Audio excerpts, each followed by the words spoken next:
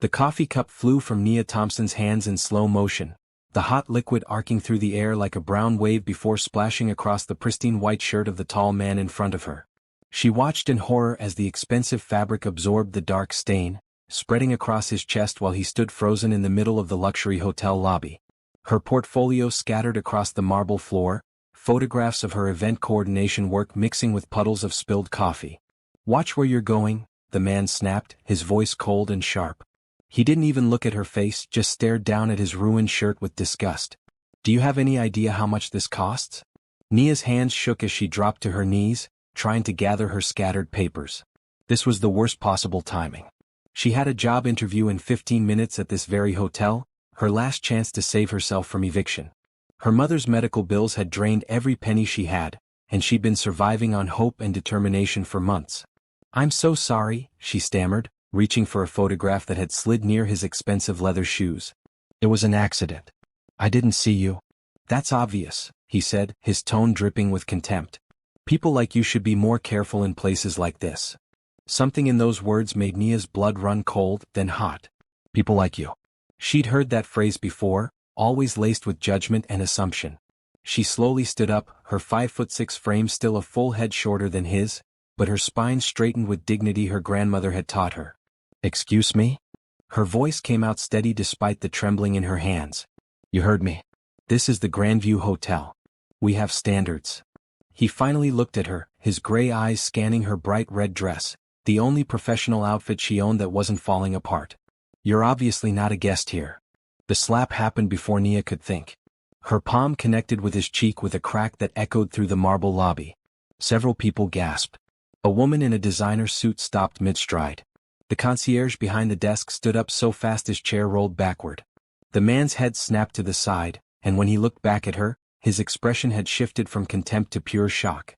A red handprint was already forming on his cheek. "Don't you ever speak to someone like that again," Nia said, her voice shaking now but still clear. "You don't know anything about me or my life. Your expensive shirt doesn't give you the right to treat people like they're beneath you." She grabbed her portfolio, leaving some of the scattered papers on the floor, and walked toward the elevator with as much dignity as she could manage. Her interview was on the 12th floor.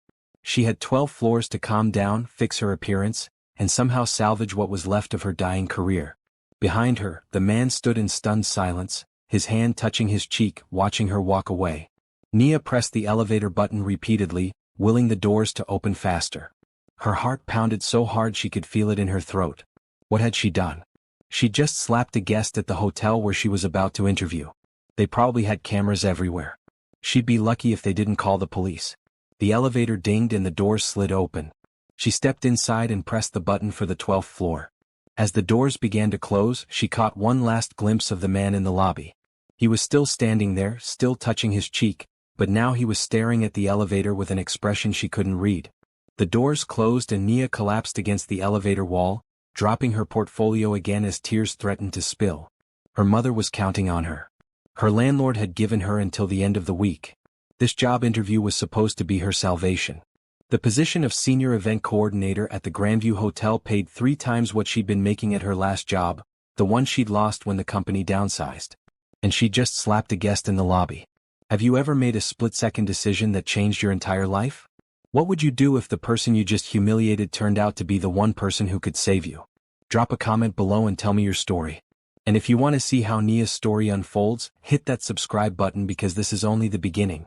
The elevator ride felt like it lasted an hour, though it was probably only 30 seconds. Nia used every second to compose herself. She pulled out a small compact mirror from her purse, checking her appearance. Her dark skin was glowing with a sheen of nervous sweat. She dabbed it away with a tissue. Her hair, styled in neat twists pulled back into a low bun, was still intact. The red dress, despite the coffee disaster, had escaped unscathed. She took 3 deep breaths like her therapist had taught her. In for 4 counts, hold for 4, out for 4. By the time the elevator dinged for the 12th floor, her hands had stopped shaking. The executive offices of the Grandview Hotel were even more impressive than the lobby. Floor-to-ceiling windows overlooked the city skyline. The carpet was so thick her heels sank into it slightly with each step. Everything was cream and gold, elegant and expensive. A woman sat at a sleek reception desk, her dark hair pulled into a tight bun, her burgundy suit perfectly pressed. She looked up as Nia approached and smiled warmly. You must be Nia Thompson. I'm Rochelle Davis, executive assistant to the CEO. Welcome. Thank you, Nia said, returning the smile and trying to project confidence she didn't feel. I'm here for the interview for the senior event coordinator position. Yes, we've been expecting you. Your portfolio came highly recommended. Rochelle stood and gestured toward a hallway. The CEO will be conducting the interview personally. He takes a hands-on approach with all senior hires. Nia's stomach dropped. The CEO himself. That meant this interview was even more important than she'd thought. It also meant there was a higher chance someone had already reported the lobby incident. Rochelle led her down the hallway to a large conference room. Can I get you anything? Water? Coffee? Water would be perfect, Nia said, deliberately not thinking about the coffee incident. The CEO will be with you in just a moment. He's finishing up another meeting. Rochelle smiled again, a genuine warmth in her eyes that made Nia feel slightly less terrified. Between you and me, your work is impressive. I've been following your career. The charity gala you coordinated last year for the Children's Hospital was beautiful. You saw that. Nia felt a genuine smile cross her face for the first time since the lobby disaster. That gala had been one of her proudest achievements, even though the company she'd worked for had taken most of the credit. I did. My niece was one of the patients who benefited from the funds raised. You have a gift for making events feel both elegant and welcoming. That's rare. Rochelle handed her a bottle of water. Relax. You're going to do great. After Rochelle left, Nia sat in one of the plush conference room chairs and tried to center herself. She could do this. She had the skills and the experience. She just needed to get through the interview without mentioning that she'd assaulted a guest in the lobby 30 minutes ago. The door opened and Nia stood, smoothing her dress and preparing her professional smile. Then her heart stopped. The man who walked through the door was the same man from the lobby. The same man she'd covered in coffee. The same man whose face still bore a faint red mark where her hand had connected with his cheek. He wore a fresh white shirt now, this one perfectly pressed and tucked into dark blue trousers. His gray eyes locked onto hers and widened slightly in recognition. They stood frozen, staring at each other across the conference room. You, they said simultaneously. Nia's mind raced through possibilities. This couldn't be the CEO. He couldn't be. But the way he carried himself, the way Rochelle had ushered him in, the expensive watch on his wrist that probably cost more than Nia's car. Everything clicked into place with horrible clarity. She'd slapped the CEO of the Grandview Hotel. Her career was over. Her mother's medical bills would never get paid. They'd lose the apartment. Everything she'd worked for, gone because she couldn't control her temper for 5 seconds. I am so sorry, Nia heard herself saying, the words tumbling out in a rush. I shouldn't have hit you. I don't know what came over me. I was stressed and scared and you said something that triggered me, but that's no excuse. I take full responsibility. I understand if you want to press charges or call security or both. I just want to apologize before I leave. She picked up her portfolio, preparing to walk out with whatever dignity she had left. Sit down. His voice was different now. Not cold like before, but not exactly warm either. Somewhere in between. Controlled. I really should go, Nia said, already moving toward the door. Miss Thompson. Sit down. Please. The please surprised her enough that she stopped. She turned to look at him. He'd moved to the other side of the conference table and was pulling out a chair. We have an interview scheduled, he continued. I'd like to proceed with it if you're willing. You can't be serious. Nia couldn't believe what she was hearing. I spilled coffee on you and then I hit you. In your own hotel lobby. You did. He sat down and opened a folder that had been waiting on the table. Nia recognized her resume clipped to the top. You want to know what I remember about that encounter? Nia wasn't sure she wanted to hear this, but she slowly moved back toward the table and sat down, perching on the edge of the chair like she might need to run at any moment. I remember being rude to you. Unforgivably rude. He looked directly at her, and Nia saw something in his expression she hadn't seen before. Regret. I was coming from a difficult board meeting. I'd been up all night dealing with a crisis at one of our international properties. I was angry and I took it out on someone who didn't deserve it. Someone who was clearly having their own difficult day. That doesn't excuse what I did, Nia said quietly. No, it doesn't. But it also doesn't excuse what I did. He leaned back in his chair, studying her. Tell me something. In all your years of event coordination, have you ever hit anyone else? Of course not. Then I must have really earned it. A small smile played at the corner of his mouth. I'm Julian Blackwell, CEO of Blackwell Hotels International. And you're Nia Thompson, the event coordinator who turned a small community center's anniversary dinner into the social event of the season with a budget of practically nothing. Nia blinked. He'd done his research. That community center event had been 2 years ago, back when she was just starting out. I've been following your work for a while, Julian continued. When your name came up for this position, I insisted on interviewing you myself. Your portfolio shows creativity, efficiency, and an ability to work with limited resources. Those are exactly the qualities we need here. Even after I attacked you in your lobby? Nia couldn't quite process what was happening. You defended yourself against someone who was treating you poorly. That shows self-respect and boundaries, both of which I value in employees. He opened her portfolio, studying the photos she'd managed to salvage. Now, can we start this interview properly? Or would you like to slap me again first? The question was so unexpected that Nia actually laughed, a short burst of surprised sound. Then she covered her mouth, mortified. But Julian was smiling now, a real smile that transformed his entire face. He looked younger, less intimidating. Almost kind.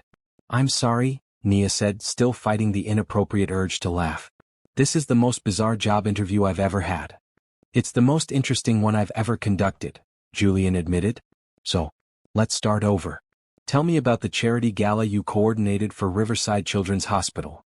For the next hour, Nia forgot about the disaster in the lobby. She talked about her work, her philosophy on event planning, her ideas for making corporate events feel more personal and meaningful. Julian asked thoughtful questions, challenged her on some points, and seemed genuinely interested in her answers. He told her about the Grandview's position in the market, their goals for expansion, and the kind of events they needed coordinated. Corporate retreats, charity galas, wedding receptions, business conferences. The scope was enormous, far bigger than anything Nia had handled before. I'll be honest with you, Julian said as the interview wound down. This position is demanding. You'd be managing a team of 15 people. You'd be responsible for events that sometimes have budgets in the millions. You'd be working directly with me and other senior executives on a regular basis. It's high pressure and high visibility. I understand, Nia said, trying not to show how much she wanted this job. Needed this job. The salary is $200,000 a year, plus benefits and performance bonuses. You'd start immediately if you accept. Nia's breath caught. 200,000. She'd been hoping for 75, maybe 80. With that salary, she could pay off her mother's medical debt in a year.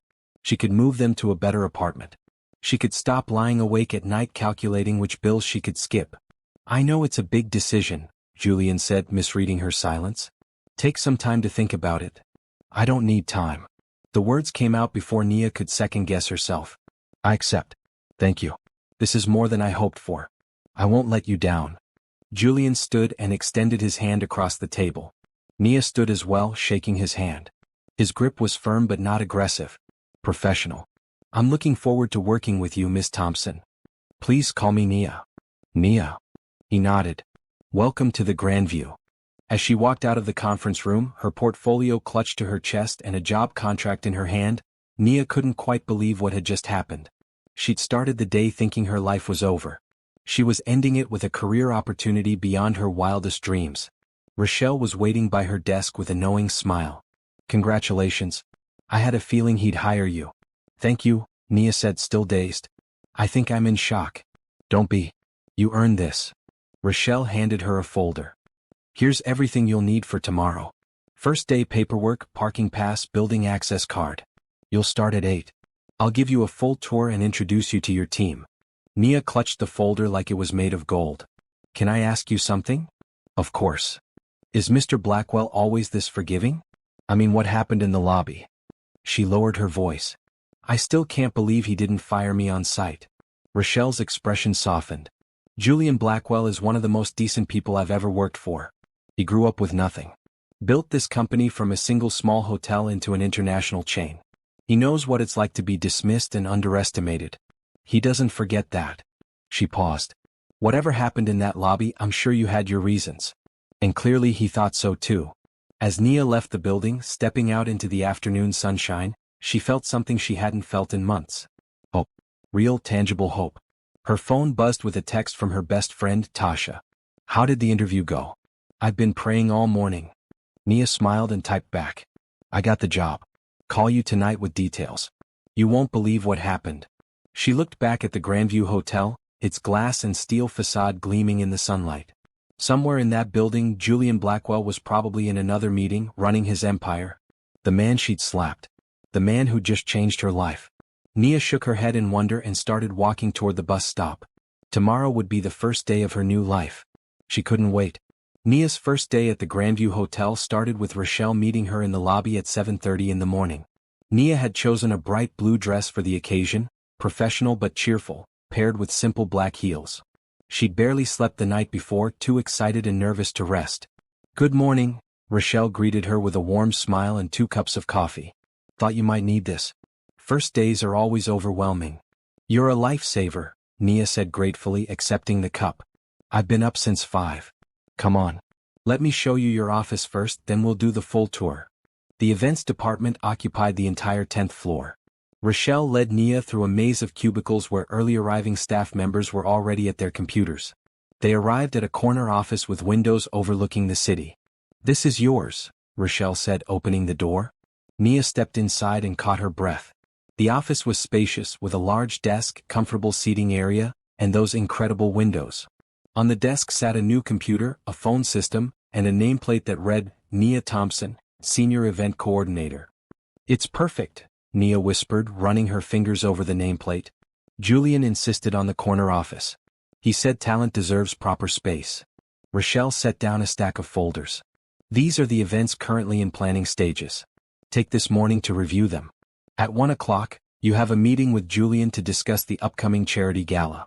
That's going to be your first major project." "Charity gala?" Nia opened the top folder.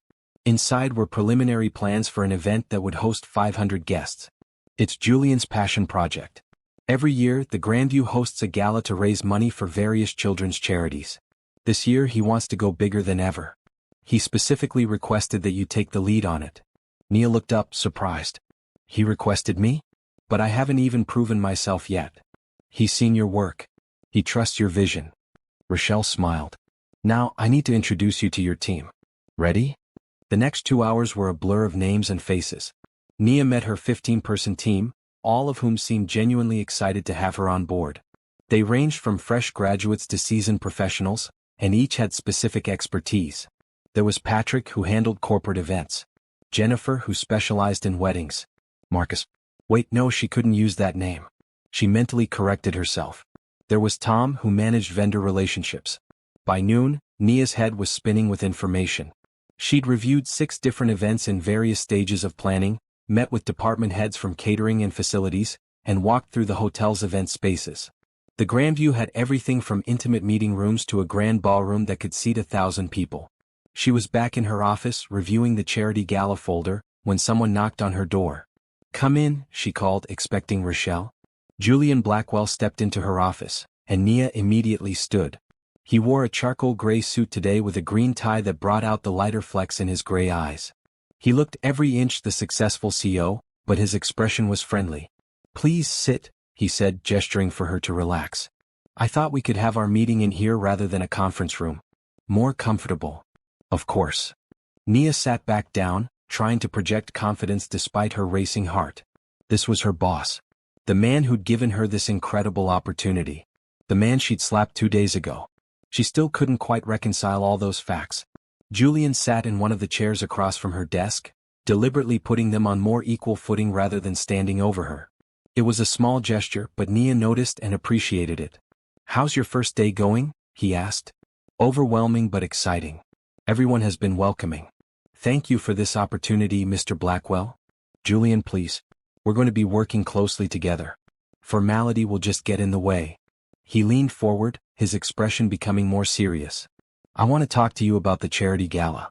It's important to me for personal reasons. Rochelle mentioned it's an annual event." "It is. But this year is the 10th anniversary and I want to make it memorable. I'm hoping to raise $5 million for children's hospitals across the state." He paused. "I grew up poor, Nia. My mother was a single parent working 3 jobs. When my sister Ivy was 8, she got sick. Really sick. We couldn't afford proper medical care. A local children's hospital treated her anyway, never sent us a single bill. They saved her life." Nia felt her chest tighten with emotion. That's beautiful.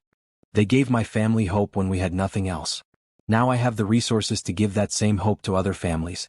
But I need someone who understands how to create an event that's not just about money. It needs to feel meaningful, personal. That's why I wanted you. I'm honored, Nia said quietly. And I promise I'll create something special. I know you will. Julian smiled. I've allocated a budget of $3 million for the event itself. I want you to have everything you need. Nia's eyes widened. $3 million. She'd never worked with a budget that size. That's very generous. It's necessary for what we're trying to accomplish. Now, I don't want you to feel limited by traditional gala formats. If you have creative ideas, bring them to me. I trust your judgment. They spent the next hour discussing possibilities.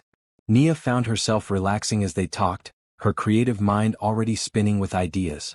Julian listened carefully, asked good questions, and seemed genuinely excited by her suggestions. What if we incorporated children's art into the decor? Nia suggested, warming to her theme. We could reach out to the hospitals and have patients create pieces that we display throughout the event. It would make it personal, show the guests exactly who they're helping. That's perfect, Julian said, his face lighting up. See, this is exactly why I hired you. You think about the human element, not just the logistics. As the meeting wrapped up, Julian stood but hesitated at the door. Nia, can I ask you something personal? Of course. Yesterday in the lobby, you said you were stressed and scared. Is everything all right? Nia debated how much to share. But something about Julian's genuine concern made her honest. My mother is sick. She needs treatments we can't really afford. I've been juggling bills and trying to keep us afloat. That's why this job means so much to me. It's not just a career opportunity. It's a lifeline. Julian's expression shifted to something Nia couldn't quite read. What kind of treatments does your mother need? She has a chronic condition. Nothing life-threatening right now, but without proper medication and care, it could become serious. Nia wasn't sure why she was telling him all this. We make it work. May I help? The offer was so simple, so direct that Nia almost didn't process it. I'm sorry, what? Your mother's medical care. I'd like to help with the costs. Julian's voice was matter-of-fact, like he was discussing office supplies rather than life-changing assistance. The Grandview has an excellent health insurance plan, but I know it takes time for benefits to kick in. In the meantime, I have relationships with several top medical facilities. I could arrange for your mother to see specialists, get the treatment she needs. Nia's first instinct was to refuse. Pride reared up inside her, the same pride that had carried her through years of struggle. But then she thought about her mother, about the pain she tried to hide, about the medications they'd been rationing. I would be so grateful, Nia heard herself say. Thank you. I don't know how to repay you. You already are. You're going to create an event that helps other families. That's payment enough. Julian pulled out his phone. Give me your mother's information and the name of her current doctor. I'll make some calls this afternoon. Nia provided the details with shaking hands. This was too much. Too generous. But Julian had asked her to accept, and she was learning that sometimes accepting help was its own form of strength. Thank you, she said again, her voice thick with emotion. This means everything. Family comes first, Nia. Always. Julian moved toward the door, then paused. One more thing. Saturday afternoon, I'm visiting one of the children's hospitals to talk with administrators about the gala. I'd like you to come with me. Meet some of the families we'll be helping. It might inspire your planning. I'd love to. After Julian left, Nia sat in her office for a long moment, overwhelmed by the turn her life had taken. 2 days ago she'd been desperate and scared. Now she had a job she loved, a boss who was genuinely kind, and help for her mother's medical care. Her phone rang. It was her mother. Baby, the strangest thing just happened, her mother said, her voice confused but pleased. A doctor's office called. Said someone arranged for me to come in tomorrow for a full evaluation. They said all costs are covered. Do you know anything about this? Yes, Mama, Nia said, tears sliding down her cheeks. My new boss arranged it. He's helping us. Your new boss? Nia, that's too much. We can't accept that. We can and we will, Nia said firmly. Sometimes we have to let people help us. You've taught me to work hard, but you never taught me it was wrong to accept kindness. Her mother was quiet for a moment. This boss of yours must be quite a man. Nia thought about Julian, about his story of growing up poor, about his sister who'd been saved by a hospital's generosity, about the way he'd offered help like it was the most natural thing in the world. He is, Mama. He really is. That evening, Nia met Tasha at their favorite coffee shop, a small place 3 blocks from Nia's apartment. Tasha worked as a social worker and had been Nia's best friend since college. She was already at a corner table when Nia arrived, waving enthusiastically. "Tell me everything," Tasha demanded as soon as Nia sat down. "You got the job, your text said, but you've been too busy to give me details." Nia told her the whole story, from the coffee incident to the slap to the interview to today's meeting.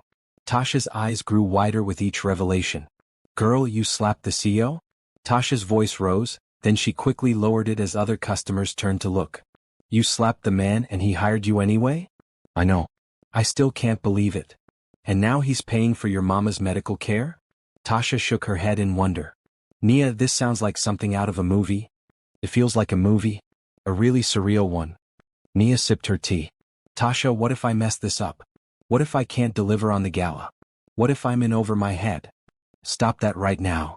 Tasha reached across the table and squeezed Nia's hand. "You've been dealing with impossible situations for years and you always figure it out. This is your moment. Enjoy it. You deserve every bit of this. I just keep waiting for something to go wrong." "Nothing is going wrong. Sometimes good things happen to good people. Let yourself have this." Nia smiled, feeling some of her anxiety ease. Tasha always knew what to say. "You're right. I'm going to make this gala the best event this city has ever seen. That's my girl." Tasha grinned. "Now, tell me more about this Julian Blackwell. Is he single?" "Tasha." "What? I'm just asking." "He's rich, generous, and apparently forgiving enough to hire someone who slapped him. Those are good qualities." "He's my boss," Nia said firmly. "I'm not even thinking about him that way." But even as she said it, Nia remembered the way Julian had listened to her ideas, the genuine excitement in his eyes when she'd suggested incorporating children's art into the gala. She remembered his story about his sister, the vulnerability in his voice. She pushed those thoughts away. Julian Blackwell had given her a career opportunity and was helping her mother. That was more than enough. She didn't need to complicate things by developing feelings for her boss. "If you say so," Tasha said with a knowing look. "But I've seen that expression before. That's your, 'I'm trying not to like someone' face. You're impossible. And you love me for it." They spent the rest of the evening talking about Tasha's work and making plans for the weekend. But as Nia rode the bus home later, she found her thoughts drifting back to Julian. She barely knew him. They'd had one disastrous first meeting and 2 professional conversations. But there was something about him that intrigued her. The way he'd built an empire from nothing. The way he remembered his roots and used his success to help others. The way he'd offered help to her mother without making it feel like charity. Nia shook her head, smiling at herself. She was being ridiculous. Julian Blackwell probably offered help to all his employees. It was just good business to have healthy, happy staff. She was reading too much into simple kindness. Still, as she unlocked her apartment door and stepped into the small space she shared with her mother, Nia couldn't quite shake the feeling that her life had shifted in some fundamental way. And Julian Blackwell was at the center of that shift. Her mother was asleep on the couch, the television playing softly. Nia covered her with a blanket and kissed her forehead gently. "Things are going to get better, Mama," she whispered. "I promise." Saturday morning arrived with clear skies and warm sunshine. Nia dressed carefully in a green dress that fell just below her knees, professional but not overly formal. She was meeting Julian at 10 to visit Riverside Children's Hospital, and she wanted to make a good impression on the administrators and families they'd be speaking with. Her mother had gone to her first specialist appointment the day before and called Nia afterward with tears of joy in her voice. The doctors had been wonderful, she said. They'd run tests that insurance had always denied. They were optimistic about a new treatment plan. And when she'd asked about payment, they'd simply smiled and said everything was taken care of. "Your boss must think very highly of you," her mother had said. Nia hadn't known how to respond to that. Julian was being generous, but she still wasn't sure why. He'd mentioned wanting his employees to thrive, but this level of personal attention seemed unusual. A sleek black car pulled up outside Nia's apartment building at exactly 10 o'clock. Julian stepped out and Nia felt her breath catch slightly. He wore dark blue jeans and a bright red button-down shirt, more casual than she'd ever seen him. He looked younger, more approachable. Almost like a normal person rather than a billionaire CEO. "Good morning," he greeted her with a smile. "Ready to go?" "Absolutely." Nia climbed into the car, trying not to be too obvious about how impressed she was by the leather interior and sophisticated sound system. "I heard your mother had her appointment yesterday," Julian said as his driver pulled away from the curb. How did it go? Really well. The doctors were amazing.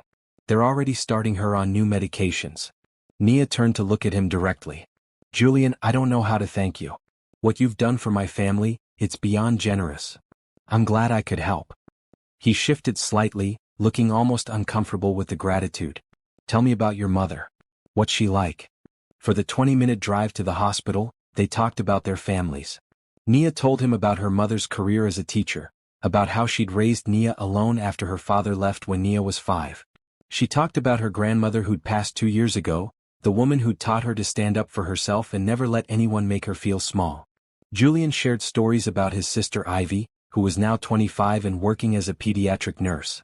He talked about his mother who'd passed away 5 years ago, just as his business was starting to really succeed. She never got to see what I built, Julian said quietly. That's my one regret. I wanted to give her an easy life, repay her for all those years of struggle. But she died before I could. She saw you become successful, Nia said gently. That probably meant more to her than any house or car you could have bought. Julian smiled, but there was sadness in his eyes. You're probably right.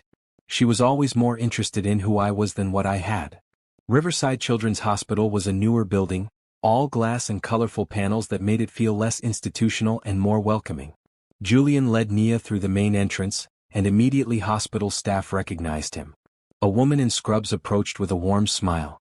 Mr. Blackwell, wonderful to see you again. We're so excited about the gala. Patricia, this is Nia Thompson. She's coordinating the event this year. Nia, Patricia Chin is the hospital's chief administrator. They shook hands and Patricia's enthusiasm was genuine. Nia, we can't thank you enough for taking this on. The funds from Julian's galas have been transformative for us. I'm honored to be part of it, Nia said. I'm hoping we can spend some time today talking about your needs and how we can best support them. For the next 2 hours, Patricia gave them a comprehensive tour. They visited the pediatric wing, where children in various stages of treatment played in bright, cheerful rooms. They met families who were living in temporary housing provided by the hospital while their children underwent treatment. They spoke with doctors and nurses about the gaps in funding that prevented them from providing certain services. Nia took notes on everything, her mind already spinning with ideas. The children's artwork idea felt even more powerful now that she'd seen the actual patients. These kids were fighters, dealing with challenges no child should face. They deserved to have their voices and creativity celebrated. In the children's art therapy room, a little girl named Sophie showed them the painting she'd been working on. It was abstract, swirls of blue and gold that somehow conveyed both sadness and hope. That's beautiful, Sophie, Nia said, kneeling down to the girl's level. You're very talented. Are you Julian's girlfriend? Sophie asked with the blunt curiosity of a 7-year-old. Nia felt her face flush. No, I work with him. We're planning a party to help the hospital. You should be his girlfriend, Sophie said matter-of-factly. He needs someone nice. He comes here a lot and he's always alone. Sophie, Patricia said gently, trying to redirect the conversation. But Julian laughed, a genuine sound that made several people turn and smile. Sophie gives the best advice, he said, ruffling the girl's hair affectionately. But Nia's right, we're just friends who work together. As they left the art therapy room, Nia couldn't quite meet Julian's eyes. The moment felt awkward, charged with something unspoken. Sorry about that, Julian said quietly. Kids say whatever they're thinking. It's fine. She's sweet. Nia busied herself with her notepad, pretending to review her notes. They had lunch in the hospital cafeteria with Patricia and several other staff members, discussing logistics for the gala. Julian contributed ideas, but mostly he let Nia take the lead. She appreciated his confidence in her, the way he trusted her to handle the professional aspects while he focused on the personal relationships. By the time they left the hospital, Nia's head was full of ideas and her heart was full of purpose. This wasn't just an event. It was a lifeline for families in crisis. The weight of that responsibility felt both heavy and inspiring. Thank you for bringing me today, Nia said as they drove back toward her apartment. Seeing the hospital, meeting the families and staff, it makes everything feel more real. More important. That's why I wanted you to come. You needed to understand what we're working toward. Julian looked out the window at the passing city. Can I ask you something? Sure. Do you have plans tonight? Nia's heart did a strange little flip. No, not really. Just relaxing at home. My sister wants to meet you. She heard I hired a new event coordinator and she's curious. He turned to face her. Would you be willing to have dinner with us? Nothing formal, just a casual meal. Ivy can be persistent when she wants something. I'd love to meet your sister, Nia said, meaning it. She was curious about Ivy, the girl whose illness had inspired Julian's charitable work. Great. I'll pick you up at 7? After Julian dropped her off, Nia rushed inside to tell her mother about the day. She found her in the kitchen looking better than she had in months. The new medication was already making a difference. Mama, you look good, Nia said, hugging her. I feel good, baby. Really good. Her mother studied her with knowing eyes. Now tell me about your day. And tell me more about this boss of yours. Nia recounted the hospital visit, the families they'd met, the scope of the gala she'd be planning. Her mother listened with pride shining in her eyes. And tonight, her mother prompted. I heard you mention 7 o'clock. I'm having dinner with Julian and his sister. It's just casual meeting his family. Her mother's smile was knowing. Just casual. Mama, it's not like that. We work together. Nia Thompson, I raised you. I know when you're interested in someone. And I heard the way you talk about this man. He's more than just your boss. He's been incredibly kind. But that's all. Even as Nia said it, she wasn't sure she believed it herself. Well, we're something pretty tonight. First impressions matter. Nia spent the next 2 hours getting ready, changing outfits 3 times before settling on a bright yellow sundress that made her dark skin glow. She left her hair in natural curls, applied minimal makeup, and tried to calm her nervous energy. When Julian arrived to pick her up, his expression when he saw her made all the outfit changes worthwhile. His eyes widened slightly and he smiled. You look beautiful, he said simply. Thank you. You clean up pretty well yourself. He'd changed into dark jeans and a white shirt, casual but still put together. They drove to a neighborhood Nia didn't recognize, an area with tree-lined streets and modest homes. Julian pulled up in front of a cheerful house with blue shutters and a garden full of flowers. This is where Ivy lives, he explained. She's a pediatric nurse, so she's not exactly rolling in money. But she loves this place. The front door opened before they could knock, and a young woman bounded out. She had Julian's gray eyes and his tall frame, her dark hair pulled back in a ponytail. She wore green scrubs, apparently just back from a shift. You must be Nia, Ivy said, pulling Nia into an unexpected hug. I've heard so much about you. You have. Nia glanced at Julian, who looked slightly embarrassed. My brother talks about you constantly. Nia suggested this. Nia had this brilliant idea. Nia's so talented. Ivy grinned at her brother. I was starting to think you'd made her up. I do not talk about her constantly, Julian protested. You absolutely do. Ivy looped her arm through Nia's and led her toward the house. Come on, I want to hear everything. And I mean everything. Like how you slapped my brother twice. Nia stopped walking. He told you that? He tells me everything. We're very close. Ivy's smile was mischievous. Don't worry, I think it's hilarious. Julian needed someone to knock him down a peg or two. Dinner was casual and fun, the complete opposite of what Nia had expected. Ivy had made spaghetti and salad, and they ate at her small kitchen table while sharing stories and laughing. Ivy told embarrassing childhood stories about Julian, who retaliated with equally embarrassing stories about her teenage years. Remember when you thought you could dye your own hair? Julian said, grinning. It turned green, Ivy admitted to Nia. Bright green. I looked like a vegetable for 2 months. But you still went to school every day with your head held high, Julian added, his voice softening with admiration. That's Ivy. She never lets anything keep her down. The affection between the siblings was obvious and touching. Nia found herself relaxing completely, enjoying their easy dynamic. This felt like family, like home. As the evening wore on, Ivy pulled out photo albums showing Nia pictures of their childhood. There were photos of a much younger Julian and Ivy in clothes that were clean but worn, standing in front of a tiny apartment. There were photos of their mother, a kind-faced woman who looked tired but happy. She would have loved you, Ivy said to Nia, pointing at a photo of their mother. She always told Julian to find someone with a good heart.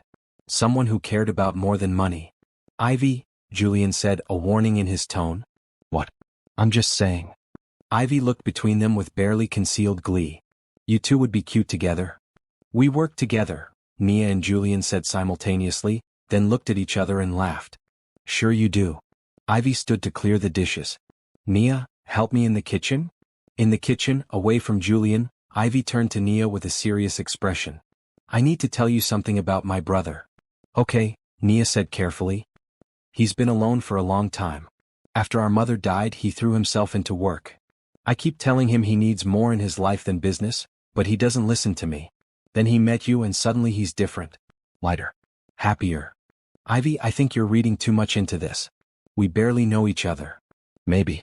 But I know my brother. And I've never seen him look at anyone the way he looks at you. Ivy touched Nia's arm gently. Just keep an open mind, okay? Sometimes the best things in life come when we're not expecting them. When Julian drove Nia home later that night, the car felt smaller, more intimate.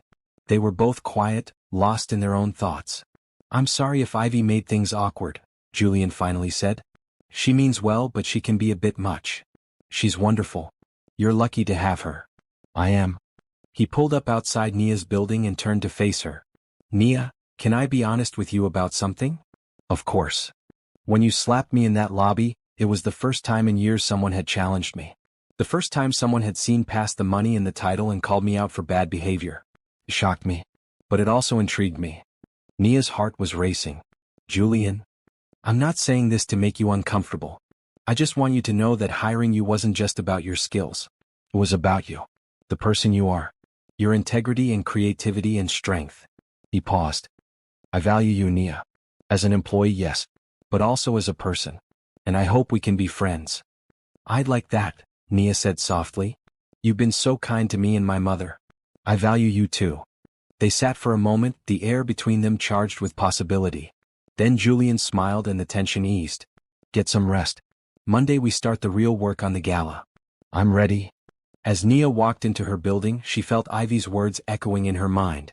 Sometimes the best things in life come when we're not expecting them. She wasn't sure what was happening between her and Julian.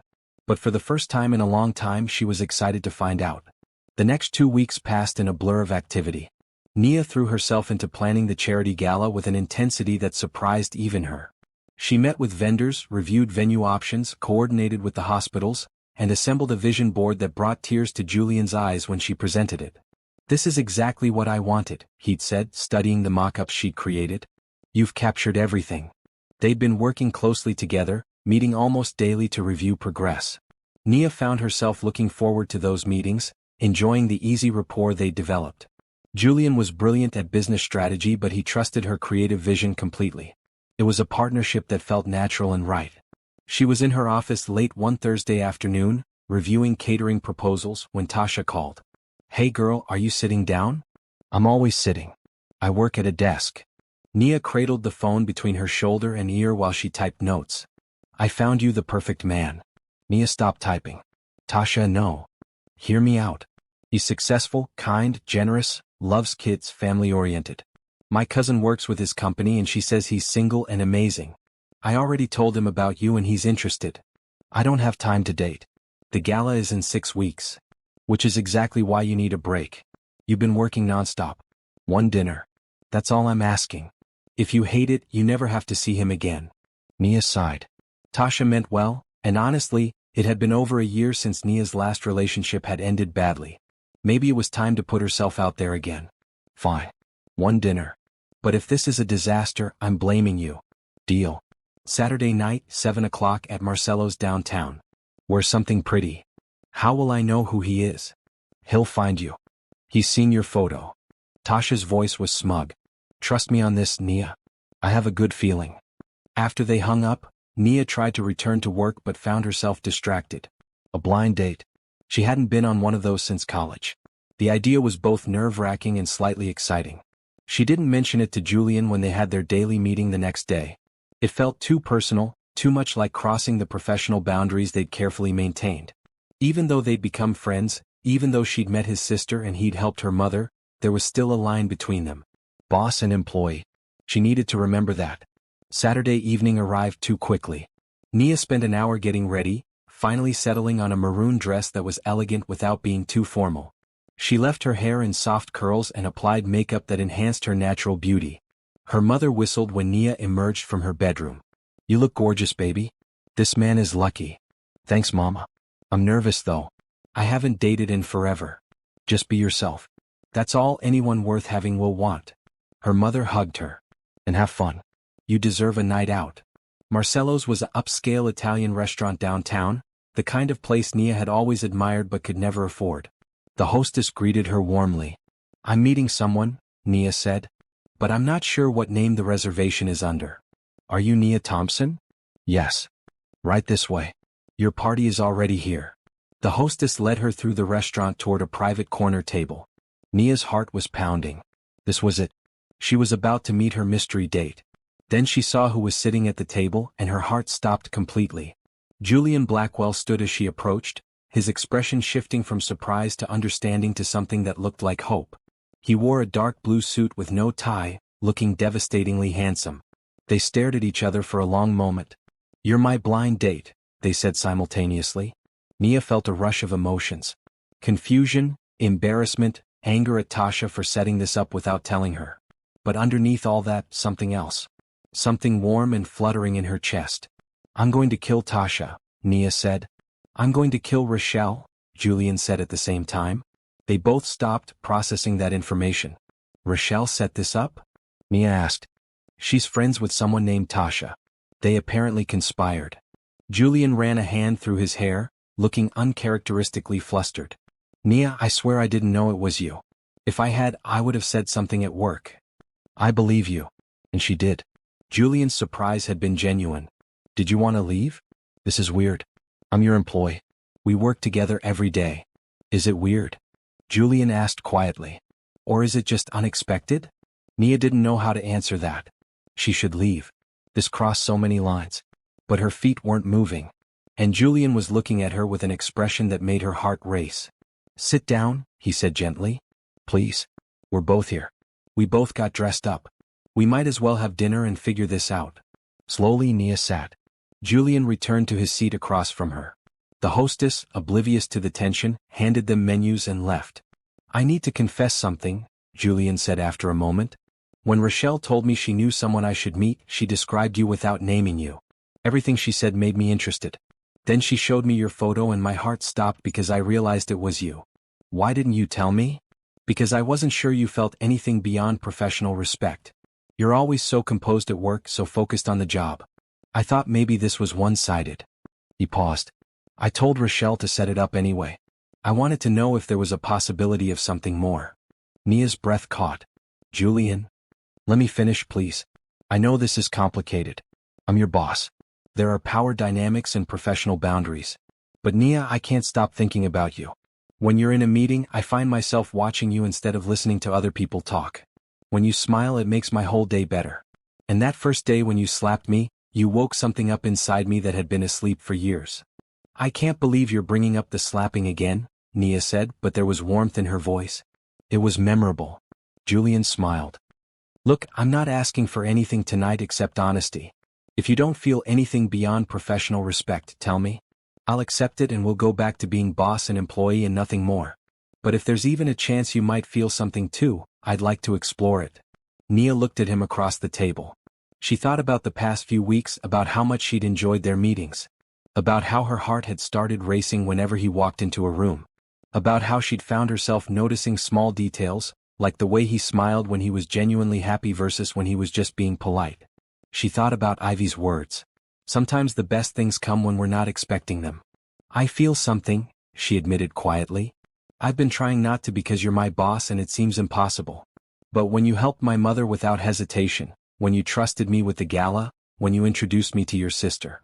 Every time you showed me kindness and respect, I felt something growing." Julian's face transformed with joy. "Really? Really? But Julian, this is complicated. What about work? What about the power dynamic? What will people think? We'll figure it out. Together." He reached across the table and after a moment's hesitation, Nia placed her hand in his. His grip was warm and solid. "We'll be transparent with HR. We'll make sure there are no conflicts of interest. And we'll take this slow. No pressure, no expectations. Just two people getting to know each other. What if it doesn't work out? Then we'll handle it like adults. But Nia, what if it does work out? What if this is the beginning of something amazing?" Nia felt a smile spread across her face. "Then I guess we're having a blind date." The most surprising blind date in history. They both laughed, and the tension that had filled the space between them eased into something lighter. The waiter appeared, and they ordered food, though neither of them could later remember what they ate. They were too busy talking, laughing, sharing stories that had nothing to do with work. Julian told her about his journey building Blackwell hotels, about the failures and setbacks that had almost destroyed him before success finally came. He talked about his dreams for the future, about wanting to expand the charity work beyond the annual gala. Nia shared her own dreams, about wanting to eventually start her own event planning company, about her passion for creating experiences that brought people together. She told him about her father leaving, about the years of struggle, about her grandmother's fierce love and protection. "She sounds like an amazing woman," Julian said. "She was. She would have liked you." Nia paused. "Actually, that's not true. She would have interrogated you for hours, making sure your intentions were honorable. I would have passed. My intentions are completely honorable." By the time dessert arrived, Nia felt like she'd known Julian for years instead of weeks. The conversation flowed easily, moving from serious topics to silly ones. They discovered shared interests in old movies and terrible reality TV shows. They both loved morning coffee but hated tea. They both tended to work too much and forget to eat lunch. "We're kind of perfect for each other," Julian observed, spooning tiramisu. "Or we're going to enable each other's worst habits." "Probably both," Nia agreed. When dinner finally ended, Julian walked her to her car. The night air was cool and clear, and downtown lights twinkled around them. "I had a wonderful time," Julian said. "Can I see you again? Outside of work?" "I'd like that. Tomorrow? I know a great place for brunch." Nia laughed. "You don't waste time, do you? I've been alone for 5 years. Now that I've found someone who makes me feel alive again, I don't want to waste a single moment." He stepped closer, close enough that Nia could smell his cologne. "Is that too intense? Tell me if I'm being too much." "It's not too much." Nia's heart was racing. "Tomorrow sounds perfect." Julian smiled, and it transformed his entire face. He looked young and happy and nothing like the cold businessman she'd first met in the hotel lobby. "Can I kiss you goodnight?" he asked. "Or is that moving too fast?" Nia answered by standing on her toes and pressing her lips to his. The kiss was gentle and sweet, a promise rather than a demand. When they pulled apart, both were smiling. "Definitely not too fast," Nia whispered. She drove home in a daze, barely paying attention to the road. When she walked into her apartment, her mother took one look at her face and started laughing. "That good, huh?" "Mama, it was Julian. My boss.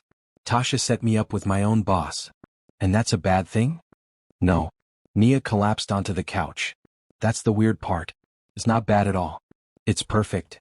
Her mother sat beside her, taking her hand. "Baby, I've been watching you these past weeks. You're different. Happier. I thought it was just the job, but now I understand. It's him. Is this crazy? Dating my boss. Life is crazy. Love is crazy.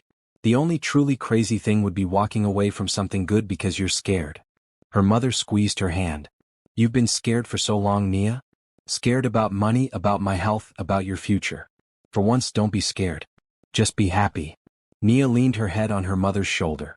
"I think I'm falling for him, Mama." "I know, baby. I know." Later that night, as Nia lay in bed unable to sleep, her phone buzzed with a text. "I can't stop smiling. Thank you for taking a chance on tonight. Sweet dreams. Julian." Nia typed back, "Thank you for being honest about your feelings. Sweet dreams to you too." She set her phone down and stared at the ceiling, thinking about how much her life had changed in just a few weeks. From desperate and scared to employed and hopeful. From alone to falling for someone who saw her for exactly who she was. She thought about that first day, about spilling coffee and slapping him twice. About how the worst moment of her life had somehow led to the best thing that ever happened to her. Sometimes life surprised you. Sometimes the person you thought was your problem turned out to be your solution. Sometimes a slap in the face was actually the beginning of love. Nia smiled in the darkness and finally drifted off to sleep, her dreams full of gray eyes and gentle smiles and the promise of tomorrow. Sunday brunch was at a small cafe Julian knew, tucked away in a neighborhood Nia had never explored. It was the kind of place that served enormous pancakes and had mismatched furniture that somehow worked perfectly together. Nothing fancy or expensive. Just comfortable and welcoming. "I come here when I need to remember what matters," Julian explained as they settled into a booth by the window. "The owner, Mrs. Rodriguez, knew me when I was nobody. She gave me free meals when I was struggling to get my first hotel off the ground. She still tries to comp my food even though I can pay now." "That's beautiful," Nia said, watching as an elderly woman in a bright purple apron waved at Julian from behind the counter. Mrs. Rodriguez came over, beaming at them both. "Julian mijo, you finally brought a girl. I've been praying for this." "Mrs. Rodriguez, this is Nia. Nia, this is the woman who kept me alive during the hardest years of my life." "Don't exaggerate," Mrs. Rodriguez said, but she looked pleased. She turned to Nia, studying her with sharp eyes. "You're beautiful. And smart, I can tell. But are you kind?" "I try to be," Nia said, liking the woman immediately. "That's the right answer. Beautiful and smart only last so long. Kind lasts forever." Mrs. Rodriguez patted Julian's shoulder. "I'll bring you both the special. You're too skinny, mijo. Both of you." After she left, Nia looked at Julian with new appreciation. "You really did start from nothing, didn't you?" "I had less than nothing. I had debt and determination and not much else."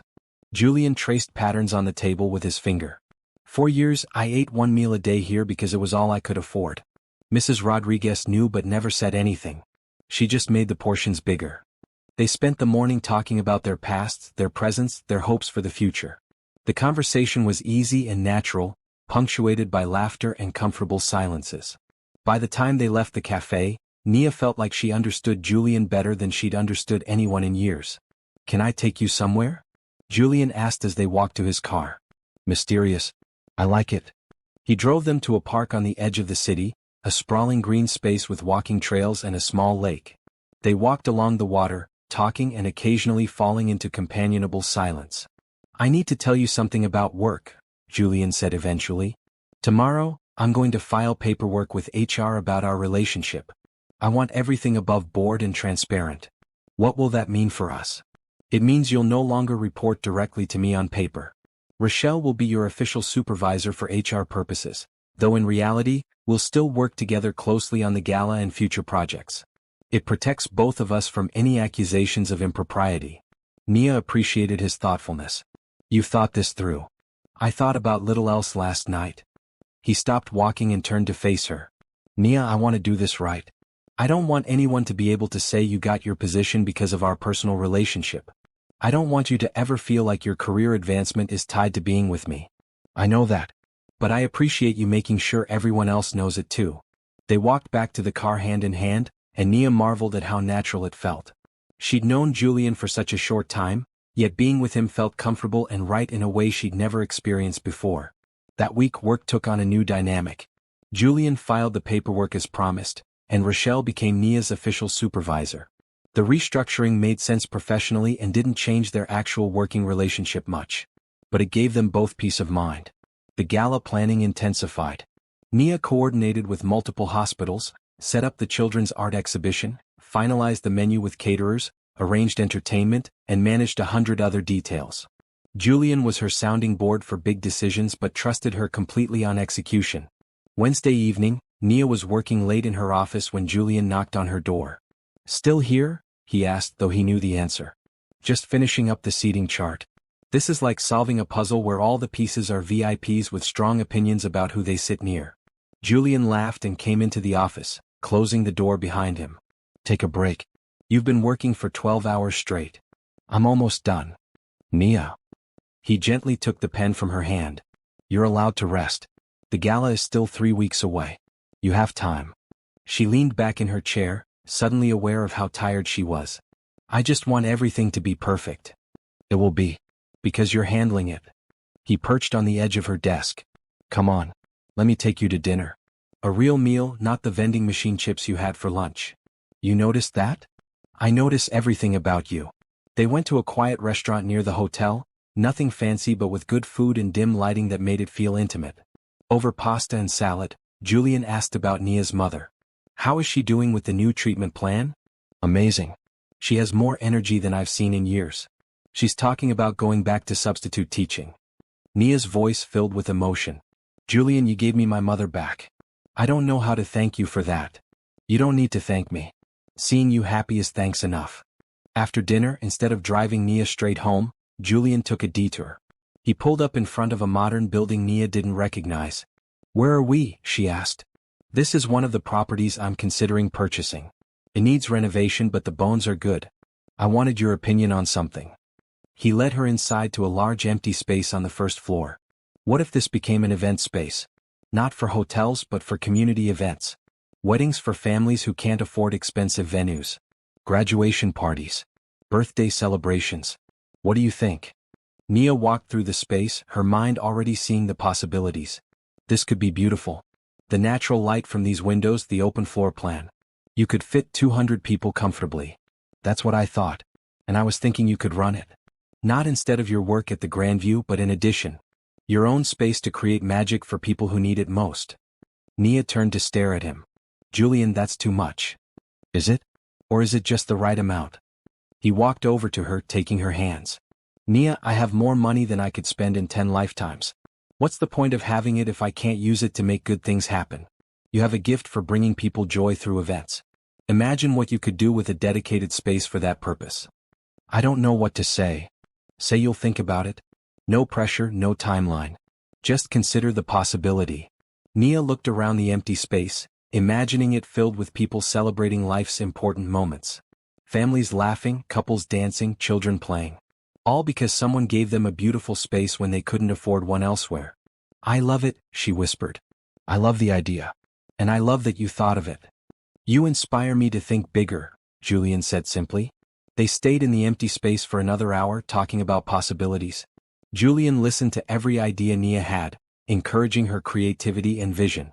By the time they left, Nia felt like her future was expanding in ways she'd never imagined possible. Friday night, Nia invited Julian to dinner at her apartment to meet her mother properly.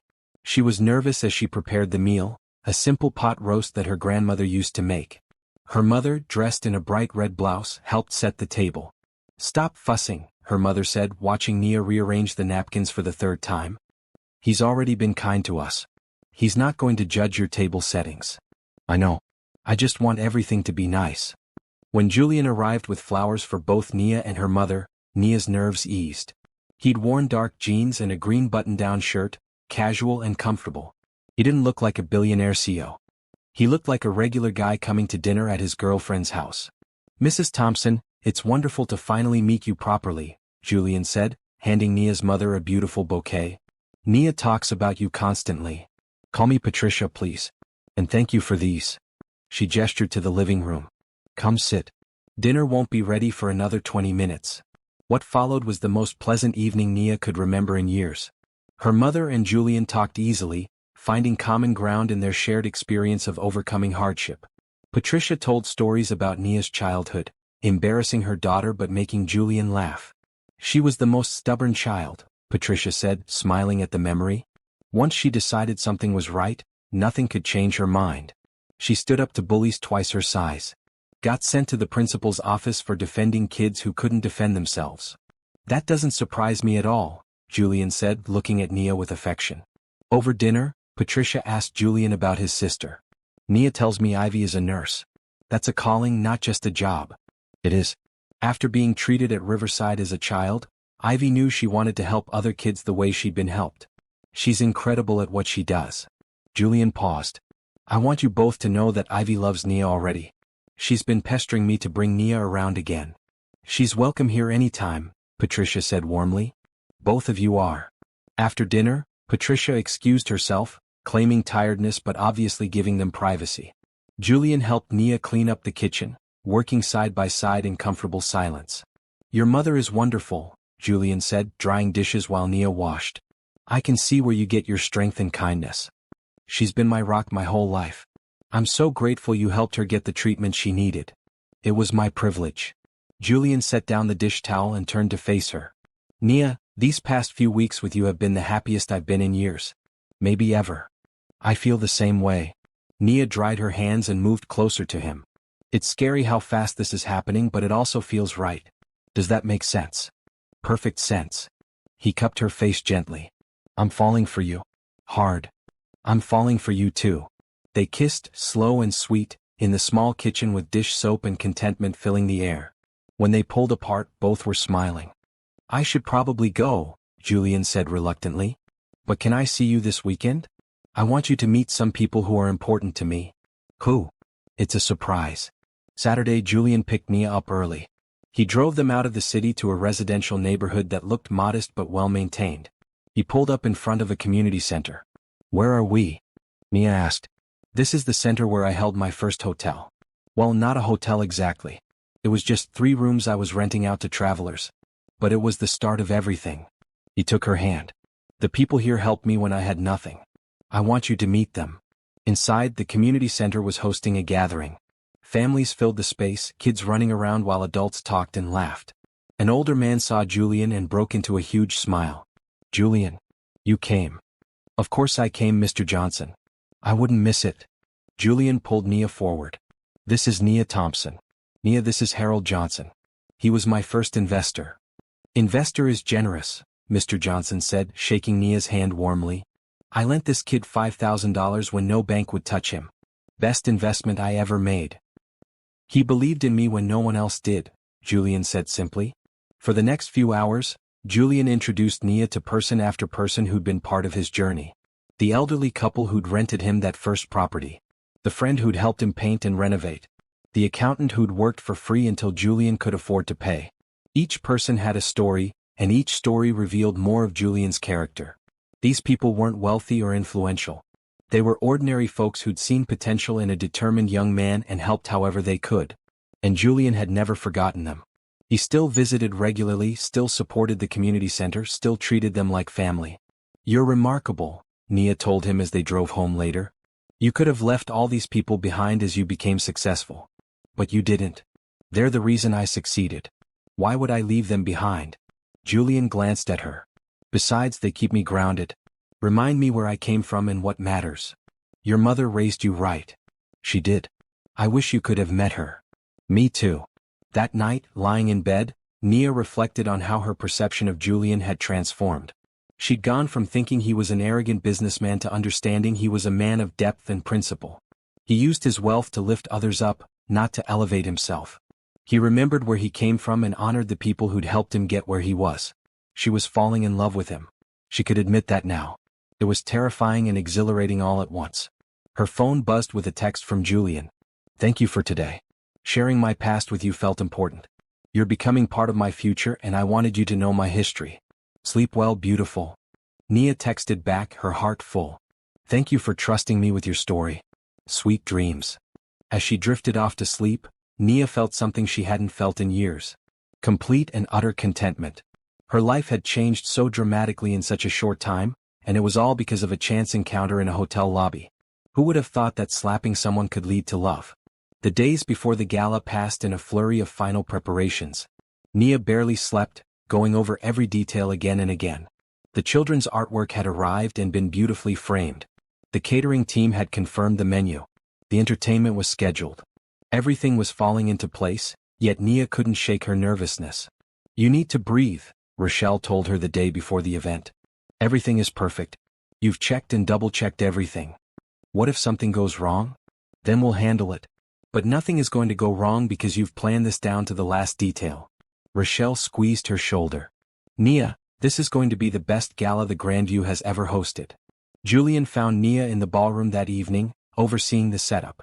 She wore dark blue jeans and a yellow t-shirt, her hair pulled back in a messy bun. She was directing workers on where to place the children's artwork with precision. A little to the left, she called out. Perfect. That's beautiful. Julian watched her work for a moment before approaching. She was in her element, confident and commanding, bringing her vision to life. He'd never seen anything more attractive. It looks amazing, he said, making her jump. You scared me. She turned and smiled at him. What do you think? Is it too much? Julian looked around the ballroom. The children's artwork was displayed on elegant stands throughout the space, each piece lit dramatically. The color scheme was blue and gold, sophisticated but warm. Tables were set with beautiful centerpieces that incorporated fresh flowers and candles. Everything felt elegant yet approachable. It's perfect, he said honestly. It's exactly what I imagined but better. Tomorrow night this room will be full of 500 people. Nia's voice held both excitement and anxiety. I'm terrified. Don't be. You've created something special here. He came closer, taking her hands. Whatever happens tomorrow, I'm proud of you. You've worked so hard. I want to make you proud. You already do. Every single day. The night of the gala arrived with perfect weather. Clear skies, mild temperature, just enough breeze to keep things comfortable. Nia arrived at the hotel 3 hours before the event, dressed in a gorgeous emerald green gown that made her skin glow. She'd left her hair in natural curls and applied makeup that was elegant but not overdone. Rochelle whistled when she saw her. "You look like a movie star." "I feel like I'm going to throw up." "Don't you dare.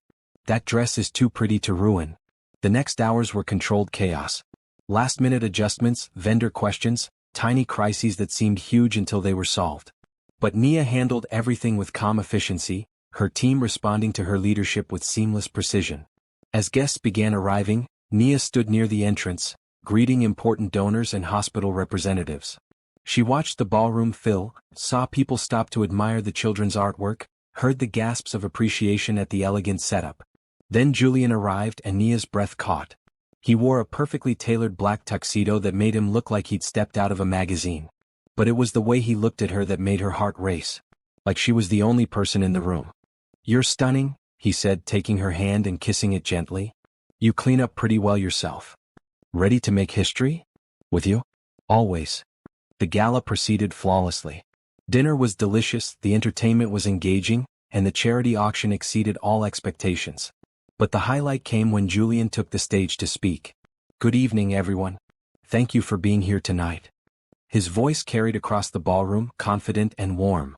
10 years ago, I hosted my first charity gala in a room much smaller than this, with about 50 guests and big dreams. Tonight, we're 500 strong, and our dreams have only gotten bigger. He talked about his sister's illness, about the hospital that had saved her life, about his mother's relief and gratitude. His voice was steady but emotional, and Nia saw several people in the audience wiping their eyes.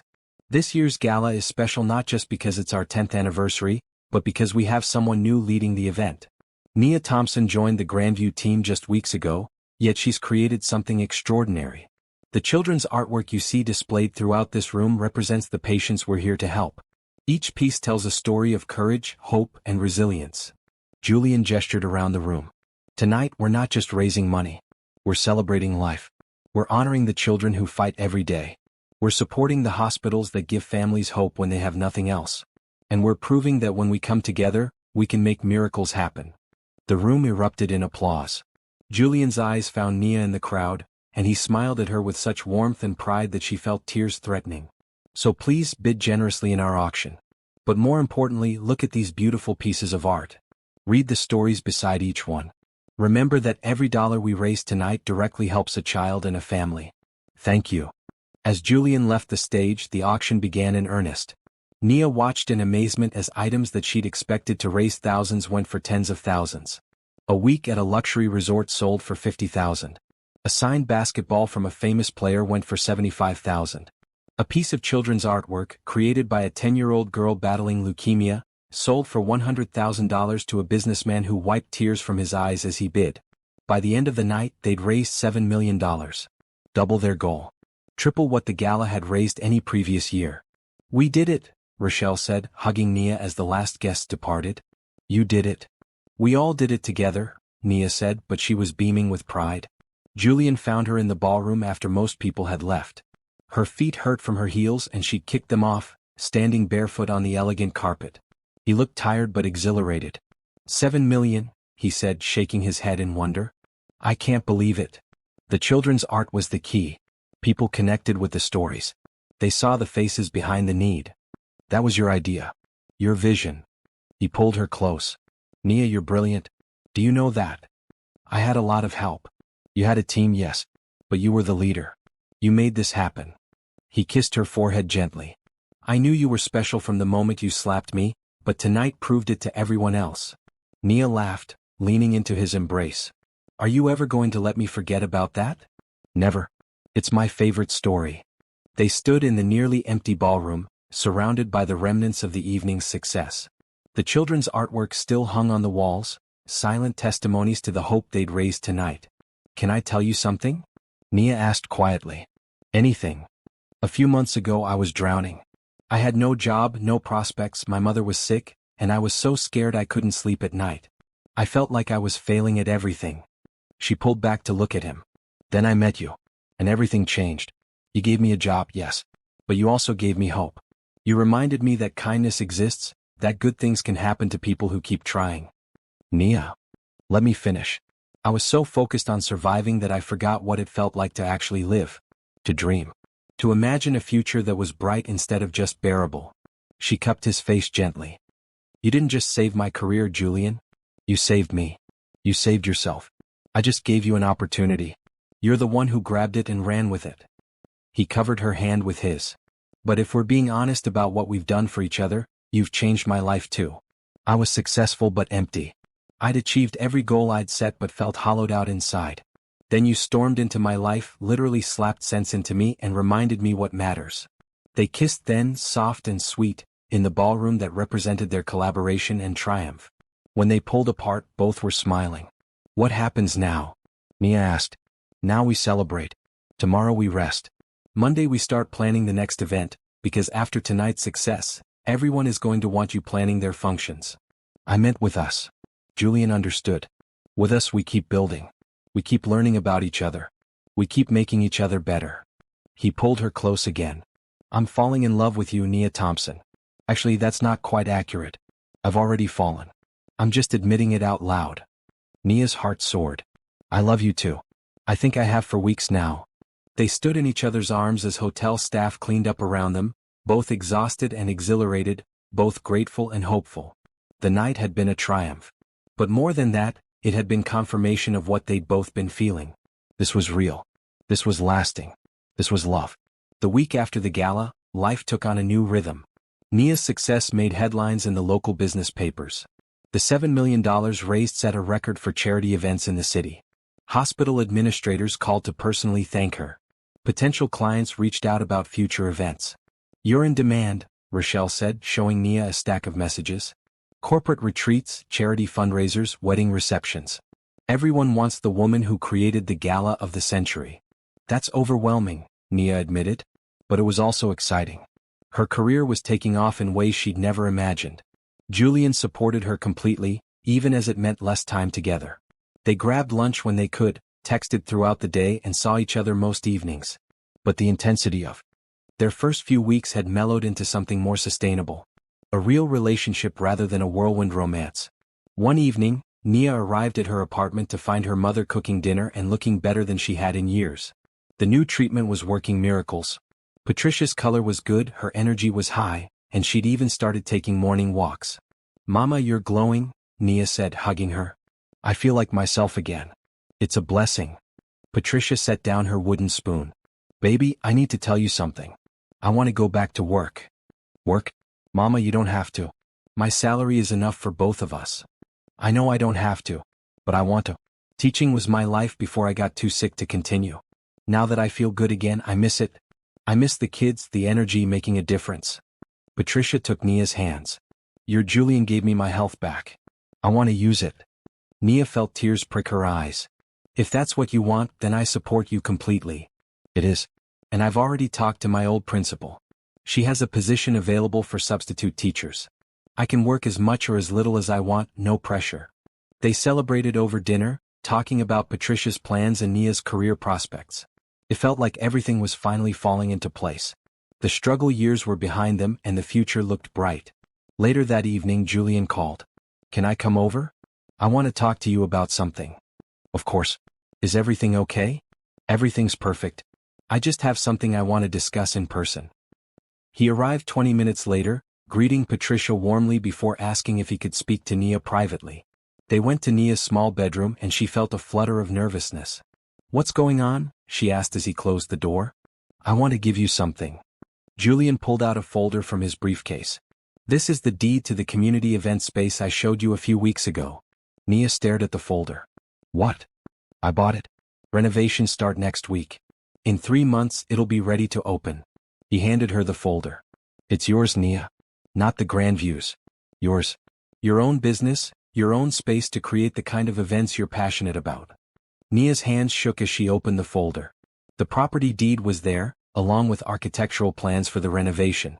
It was more beautiful than she'd imagined, with high ceilings, natural light and flexible space that could transform for different events. Julian, I can't accept this. It's too much. Why is it too much? I have the resources. You have the talent and vision. Together, we can create something that helps people celebrate their most important moments. But this is a business. A whole building. You can't just give someone a business. Julian sat on the edge of her bed, pulling her down beside him. Nia, you're looking at this wrong. This isn't me giving you charity. This is an investment in talent I believe in. I want to be your silent partner, providing the capital while you run the operations. 60-40 split with you having the majority. You're serious? Completely. I've already consulted with lawyers. Everything will be properly structured, all legal and above board. You'll have full creative control. I'll provide financial backing and business advice when you want it. Nia's mind was racing. Her own event space. The ability to create beautiful celebrations for families who couldn't normally afford them. The freedom to choose her own projects and set her own schedule. What about the Grandview? She asked. I love my job there. Keep it. Work both. Eventually, if the community space takes off, you can transition fully to running that. But there's no rush. Take your time figuring out what works best for you. Nia looked at the plans again, her heart expanding with possibility. Why are you doing this for me? Because you're talented and deserve the opportunity. Because I love you and want to support your dreams. Because I can, and that's reason enough. He took her hand. Nia, when I was starting out, people took chances on me. Mr. Johnson, Mrs. Rodriguez, so many others. They believed in me before I'd proven myself. Now I have the ability to do that for others. Let me do it for you. I don't know what to say. Say yes. Say you'll build something amazing. Say you'll let me help you achieve your dreams the way others helped me achieve mine. Nia felt tears sliding down her cheeks. Yes. Yes, I'll do it. Thank you doesn't feel like enough, but thank you. Julian pulled her into his arms, holding her as she cried tears of joy and gratitude. When she finally pulled back, she was smiling through her tears. You've changed my life in every possible way, she said. I don't know how I got so lucky.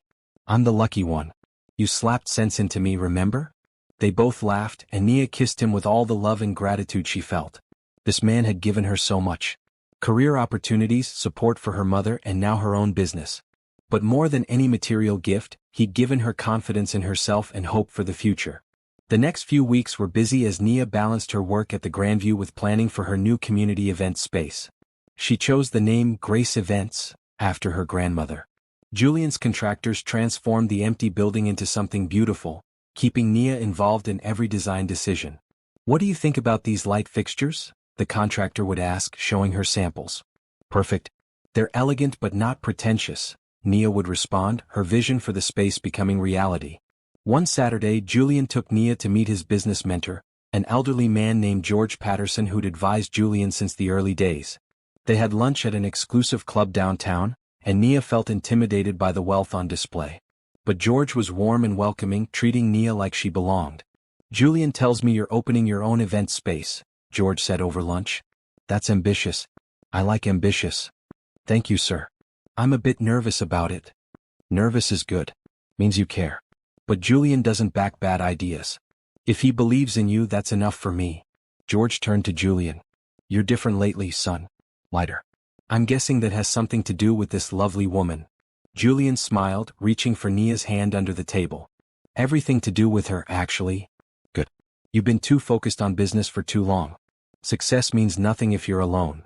George raised his glass. To new ventures and new love. May both flourish. They toasted, and Nia felt herself relaxing. Julian's world was so different from hers, but people kept welcoming her into it. Making space for her.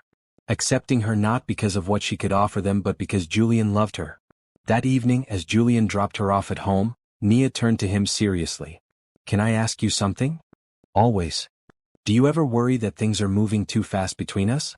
We've only been together a few months. Julian considered the question carefully. Sometimes. But then I remember that time is relative. Some people date for years and never really know each other. We've been through genuine experiences together. I've seen you under pressure, watched you succeed, witnessed how you treat people. Quality of time matters more than quantity. What if something goes wrong? What if we don't work out? Then we'll handle it like adults. But Nia, I don't think we're going to fail. Do you? Nia thought about how she felt when she was with him. Safe, cherished, understood. No. I think we're building something real and lasting. So do I. He kissed her gently. Stop worrying and enjoy what we have. She watched him drive away, then went inside to find her mother waiting up. That man loves you, Patricia said simply. I see it in how he looks at you, how he talks about you when you're not around. We've said it to each other. but sometimes it still feels surreal. Love often does, especially at the beginning. But baby, don't let fear rob you of joy. You've spent so many years being scared about money and survival. Now you have a chance to just be happy. Take it.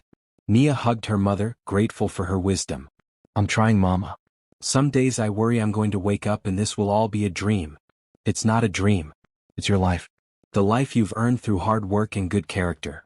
Over the next few weeks, Nia threw herself into preparing for the opening of Grace Events. She created a business plan, built relationships with vendors, and started marketing to potential clients. Julian provided guidance but let her lead, respecting her vision and autonomy.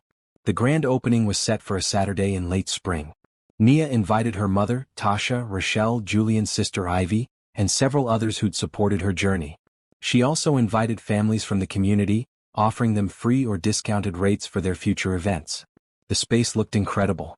The renovations had transformed it into an elegant yet welcoming venue. Light flooded through tall windows. The hardwood floors gleamed. Flexible seating arrangements allowed for everything from intimate gatherings to large celebrations. Julian arrived early before the other guests, and found Nia nervously arranging flowers. It's perfect, he said, looking around with pride. Even better than I imagined. I'm terrified no one will book it. People will book it. You're talented and this space is beautiful. He came up behind her, wrapping his arms around her waist. I'm so proud of you. You made this possible. I provided funding. You made it a reality. Don't diminish your role in this. The opening event was a success. Over 100 people came through, many expressing interest in booking the space for future events. Nia signed 3 contracts that very day for upcoming weddings and anniversary parties. As the event wound down, Nia found a quiet corner and just breathed. Her mother was healthy. Her career was thriving. She owned her own business. And she was in love with a man who supported her dreams while respecting her independence. What are you thinking about? Julian asked, finding her in her corner. How far I've come. How different my life is from what I thought it would be. Is that good or bad? It's amazing. Terrifying and amazing. She turned to face him fully. Julian, I need you to know something. Even if you'd never given me this opportunity, even if you'd never helped my mother or supported my career, I would still love you. You could lose every penny tomorrow and I'd still choose you. I know that, Nia. That's why I love you. You see me, not my bank account. They stood together as the last guest departed, both feeling grateful for the journey that had brought them together. From a disastrous first meeting to a successful partnership to genuine love. It had been a wild ride and they were both excited to see where it would lead next. Life settled into a comfortable rhythm over the next few weeks. Nia split her time between the Grandview and Grace events, thriving in both roles. Her relationship with Julian deepened as they navigated the balance between professional colleagues and romantic partners. They were careful at work, maintaining appropriate boundaries, but their evenings and weekends belonged to each other. One Monday morning, Nia arrived at the Grandview to find an unusual buzz in the office. People were whispering, looking at their phones, then glancing at her with expressions she couldn't quite read. Sympathy? Curiosity? What's going on? She asked Rochelle. Rochelle's face was troubled. Nia, there's something you need to see. I'm sorry. She handed Nia her phone, open to a gossip website. The headline read, Billionaire hotel mogul reunites with ex-girlfriend at charity event. Below was a photo of Julian with a stunning woman. They were standing close, and the woman had her hand on his arm. The article speculated that Julian Blackwell was rekindling his romance with Victoria Chin, daughter of a tech billionaire and his girlfriend from 3 years ago. Nia's stomach dropped. She read the article, which claimed Julian and Victoria had been spotted together at a charity event the previous weekend. The event Nia hadn't attended because she'd been working on a wedding at Grace Events. This was Saturday night? Nia asked, her voice tight. Yes. But Nia, you know how gossip sites are. They twist everything. He didn't mention going to an event Saturday night. He said he had business meetings. Maybe it was a business meeting at a charity event. You know Julian donates to lots of causes. Nia wanted to believe that. But the photo bothered her. The way Victoria was touching Julian's arm, the way they were standing close. It looked intimate. She called Julian immediately. He answered on the second ring. Good morning, beautiful. I was just thinking about you. Were you at a charity event Saturday night? Nia asked, skipping pleasantries. There was a pause. Yes. It was a last-minute thing. Why? There's a photo of you with your ex-girlfriend. It's all over the internet. What? Hold on. She heard him typing, probably pulling up the article. Then he sighed. Nia, this is ridiculous. Victoria's company was sponsoring the event. We spoke for maybe 5 minutes, just polite conversation. Someone must have taken that photo out of context. You didn't tell me you were going. Because it wasn't important. It was a boring business obligation. I was there for an hour, made an appearance, and left. But you told me you had business meetings. It was a business event. That's not lying, Nia. She heard defensiveness creeping into his voice, which only made her more upset. Why didn't you just tell me where you were really going? Because I knew you'd worry about nothing. Which is exactly what's happening now. Nia felt tears threatening.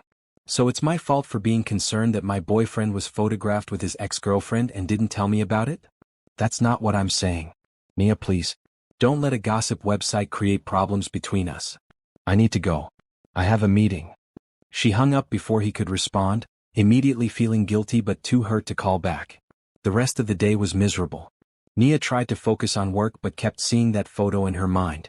Victoria was beautiful, polished, from Julian's world in a way Nia wasn't. What if he regretted choosing Nia? What if he realized he belonged with someone like Victoria? Tasha called at lunch. Girl, I saw the article. Are you okay? I don't know. He says it's nothing, but why wouldn't he tell me he was going to an event where his ex would be? Maybe because he knew you'd react exactly like you're reacting now? Whose side are you on? Yours. Always yours. But Nia, you know how the media twists things. And you know Julian loves you. Don't let gossip destroy something real. Julian showed up at Grace events that evening, finding Nia in her office reviewing contracts. She looked up when he walked in, her expression guarded. We need to talk, he said quietly. I'm working. Nia, please. I don't want this hanging between us. She set down her pen and gestured for him to sit. Fine. Talk. First, I'm sorry I wasn't more clear about where I was Saturday night. You're right, I should have been specific. But I didn't think it mattered because the event genuinely wasn't important to me. But Victoria was there. Victoria was there as a corporate sponsor. We're both involved in the business community. It's impossible to completely avoid running into ex-partners at events. He leaned forward. But Nia, I had zero interest in her. I spoke to her for 5 minutes about her company's new product line, then moved on to talk to other people. That photo captured a random moment and made it look like more than it was. She's beautiful. And rich. And from your world. So maybe you'd be better off with someone like her instead of me. Someone who understands your life. Julian's expression shifted to frustration. Is that really what you think? After everything we've shared, after everything I've told you about how I feel, you think I want someone else? I don't know what to think. Nia's voice broke. Julian, sometimes I feel like I'm living in a fairy tale. Poor girl meets billionaire, he transforms her life, they fall in love. But fairy tales aren't real. Eventually reality sets in. What reality? That I come from money now and you don't? That's not reality, Nia. That's insecurity talking. Maybe I have reason to be insecure. Look at that photo. You two look perfect together. Julian stood up, pacing the small office. I can't believe we're having this conversation. Do you really have so little faith in what we have? I have faith, but I'm also scared. Scared that one day you'll wake up and realize I'm not enough. Not enough. Julian stopped pacing and stared at her. Nia, you're everything. You're smart, talented, kind, beautiful. You make me laugh. You challenge me. You make me want to be better. How is that not enough? I don't fit in your world. My world needs more people like you in it. He came back to her desk, kneeling beside her chair so they were eye level. Listen to me. I don't care about fitting in. I don't care about what society expects or who gossip websites think I should date. I care about you. Only you. Nia felt tears sliding down her cheeks. I'm sorry. I'm being ridiculous. You're being human. You got scared. I understand. But please don't push me away because you're afraid. He wiped her tears gently. I love you, Nia Thompson. Not Victoria Chin or anyone else. You. I love you too. I'm sorry I doubted you. They held each other for a long moment, both relieved the fight was over. When they pulled apart, Julian pulled out his phone. I want to show you something. I'm going to call Victoria right now on speakerphone and introduce you properly. No more mystery, no more wondering. Before Nia could protest, he was dialing. A woman answered on the third ring. Julian, hi. What's up? Victoria, I'm here with Nia Thompson, my girlfriend. There's apparently some ridiculous article making it seem like we were together at Saturday's event. I wanted to clear that up. There was a pause, then Victoria laughed. Oh my gosh, I saw that. It's absurd. Julian, we talked for like 2 minutes. 5 minutes. Okay, 5. About my company's new software. Super boring business stuff. Victoria's voice warmed. Nia, it's nice to meet you even if it's over the phone and under weird circumstances. Julian talks about you all the time. He's crazy about you. I do not talk about her all the time, Julian protested, but he was smiling. You absolutely do. Last month at the business summit, you showed me photos of some event she planned. You were so proud. Nia felt her anxiety easing. Victoria sounded genuinely friendly, not at all like a jealous ex. It's nice to meet you too. I'm sorry for the awkwardness. Don't be. Gossip sites love to stir up drama. Julian and I dated years ago and it ended amicably. We're friends now, nothing more. He's all yours. After the call ended, Nia felt silly for how she'd reacted. I'm sorry I freaked out. Don't be sorry. Just trust me next time. Julian kissed her forehead. I want you to meet Victoria properly. She's actually pretty great and she's dating someone herself now. I think you'd like her. I'd like that. The following weekend, Julian arranged a double date. They met Victoria and her boyfriend, a tech entrepreneur named Andre Miller, at a casual restaurant. Nia was nervous at first, but Victoria immediately put her at ease. I'm so glad to finally meet you properly, Victoria said, hugging Nia like they were old friends. Julian's been keeping you to himself. Victoria was beautiful, yes, but also funny and down-to-earth. She and Andre had been dating for 6 months and were clearly happy together. The four of them spent the evening laughing and sharing stories. By the end of the night, Nia felt embarrassed that she'd been so worried. She's really nice, Nia told Julian as they drove home. I told you. And did you see how relieved I was when you two got along? I was terrified you'd hate each other. Why would I hate her? She's lovely. Because she's my ex and that photo made things weird. I'm just glad it's resolved. He took her hand. No more secrets, okay? If I'm going to an event, I'll tell you even if I think it's boring. And if you're worried about something, you tell me instead of letting it fester. Deal. That night, lying in bed, Nia reflected on what had happened. She'd let insecurity almost ruin something precious. But they'd worked through it, communicated honestly, and come out stronger. That's what relationships were about. Not perfection, but commitment to working through problems together. Her phone buzzed with a text from Julian. I love you even when you're being unnecessarily jealous. Actually, especially then because it shows you care. Sleep well. Nia smiled and texted back. I love you too. Thank you for being patient with my craziness.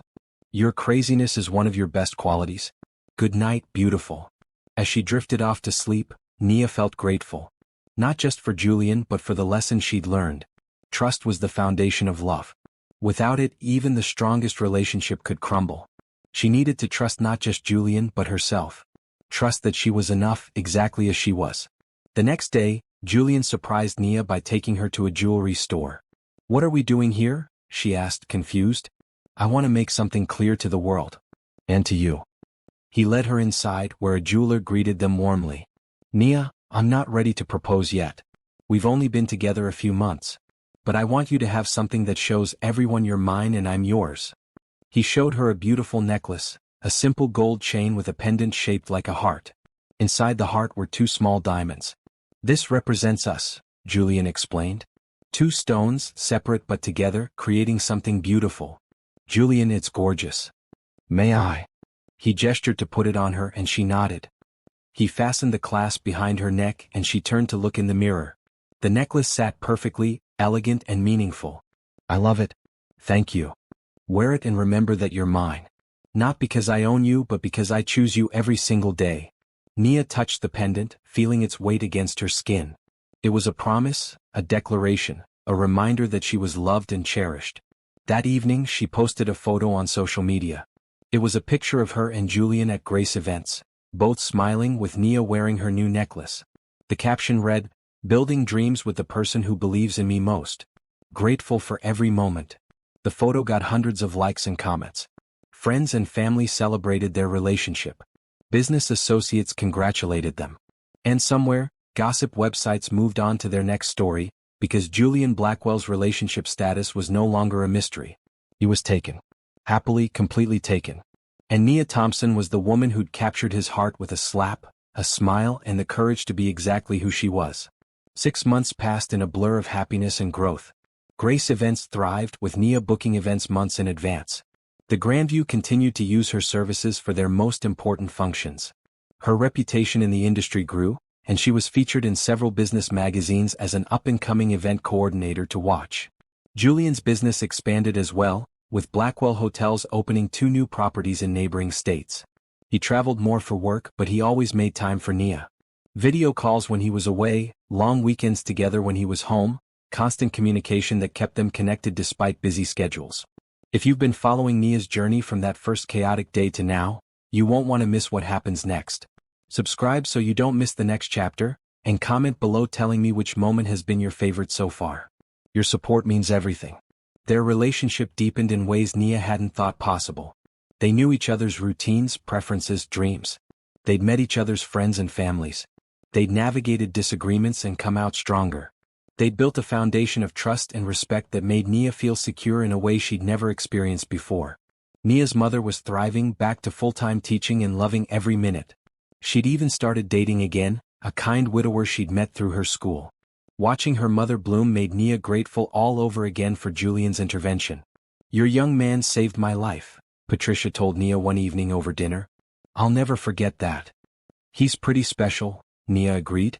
"Are you two thinking about the future? Marriage? Children? Mama?" "I'm just asking. You've been together almost a year now. It's not unreasonable to wonder about next steps." Nia had wondered about that herself. She and Julian had talked about the future in general terms, but never specifically about marriage. She knew she wanted to spend her life with him. But she also didn't want to pressure him or assume he was ready for that level of commitment. What Nia didn't know was that Julian had been planning for weeks.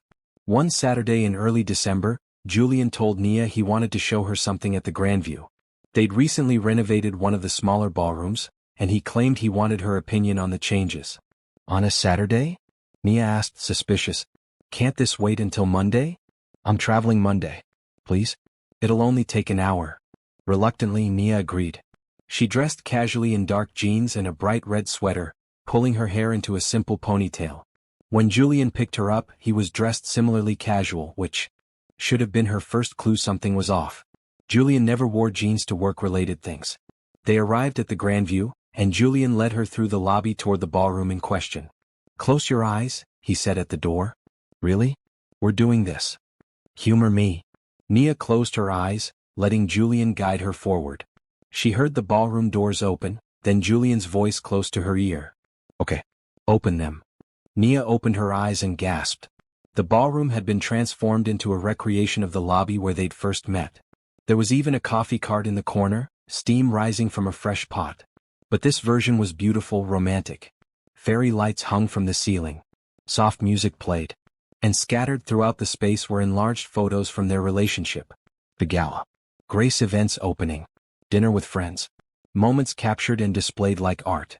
In the center of the room stood Ivy, Rochelle, Tasha, Patricia, and several other people who mattered to them. All dressed up, all smiling. "What is this?" Nia whispered, her heart racing. Julian took both her hands, turning her to face him. "Nia, almost a year ago I was having the worst day of my life.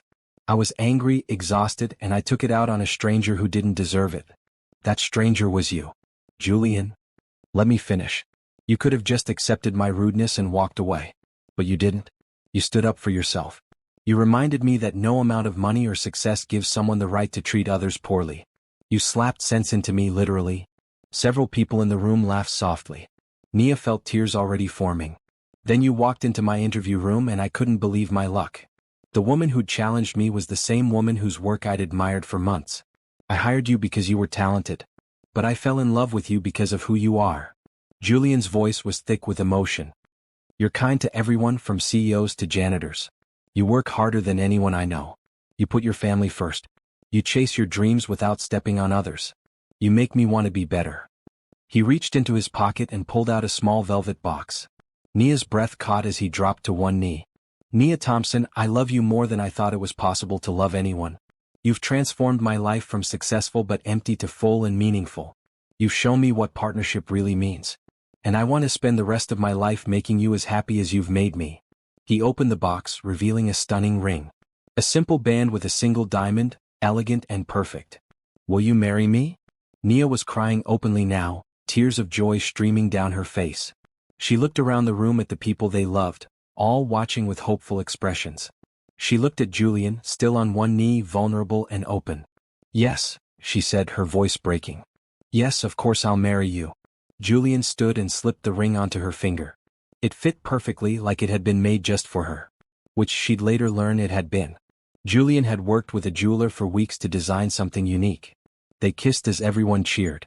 Nia could hear Tasha whooping, her mother crying happy tears, Ivy shouting congratulations. But mostly she was aware of Julian, his arms around her, his heart beating against hers. When they finally pulled apart, Nia looked around the room again, taking in all the details. "When did you plan all this?" "I've been working on it for 3 weeks. Ivy and Rochelle helped, obviously. Your mom too. You're all in on this?" "Everyone who loves you wanted to be part of this moment," Patricia said, coming over to hug her daughter. "Baby, I'm so happy for you." The rest of the afternoon was a celebration. The coffee cart served drinks and pastries.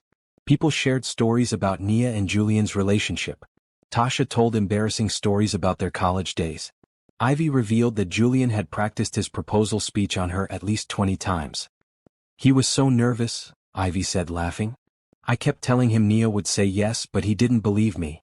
"I wanted everything to be perfect," Julian admitted. "She deserves perfect." As the party wound down, Julian and Nia stood in the center of the ballroom, slow dancing to soft music. Everyone else had given them space, standing at the edges of the room, talking quietly. "This was the most beautiful proposal I could have imagined," Nia said, resting her head on Julian's chest. "You recreated where we met. Where our story started. I wanted to honor that moment even though it was chaotic. You made a disaster into something romantic. That's us, right? We took a terrible first meeting and turned it into something beautiful. That's what we do. We make good things out of unexpected situations." Nia pulled back to look at him. "I can't wait to marry you." "How soon is too soon?" "Because I'd marry you tomorrow if you'd let me." She laughed. "Let's give ourselves time to plan something nice. But not too long. Maybe 6 months. 6 months sounds perfect." That evening, after everyone had left and the ballroom was being cleaned, Julian and Nia stood in the lobby, right where they'd first collided. "Should we recreate that moment?" Julian joked. "I'll insult you, you slap me, and we do it all over again?" "Absolutely not. Once was enough." "Fair enough.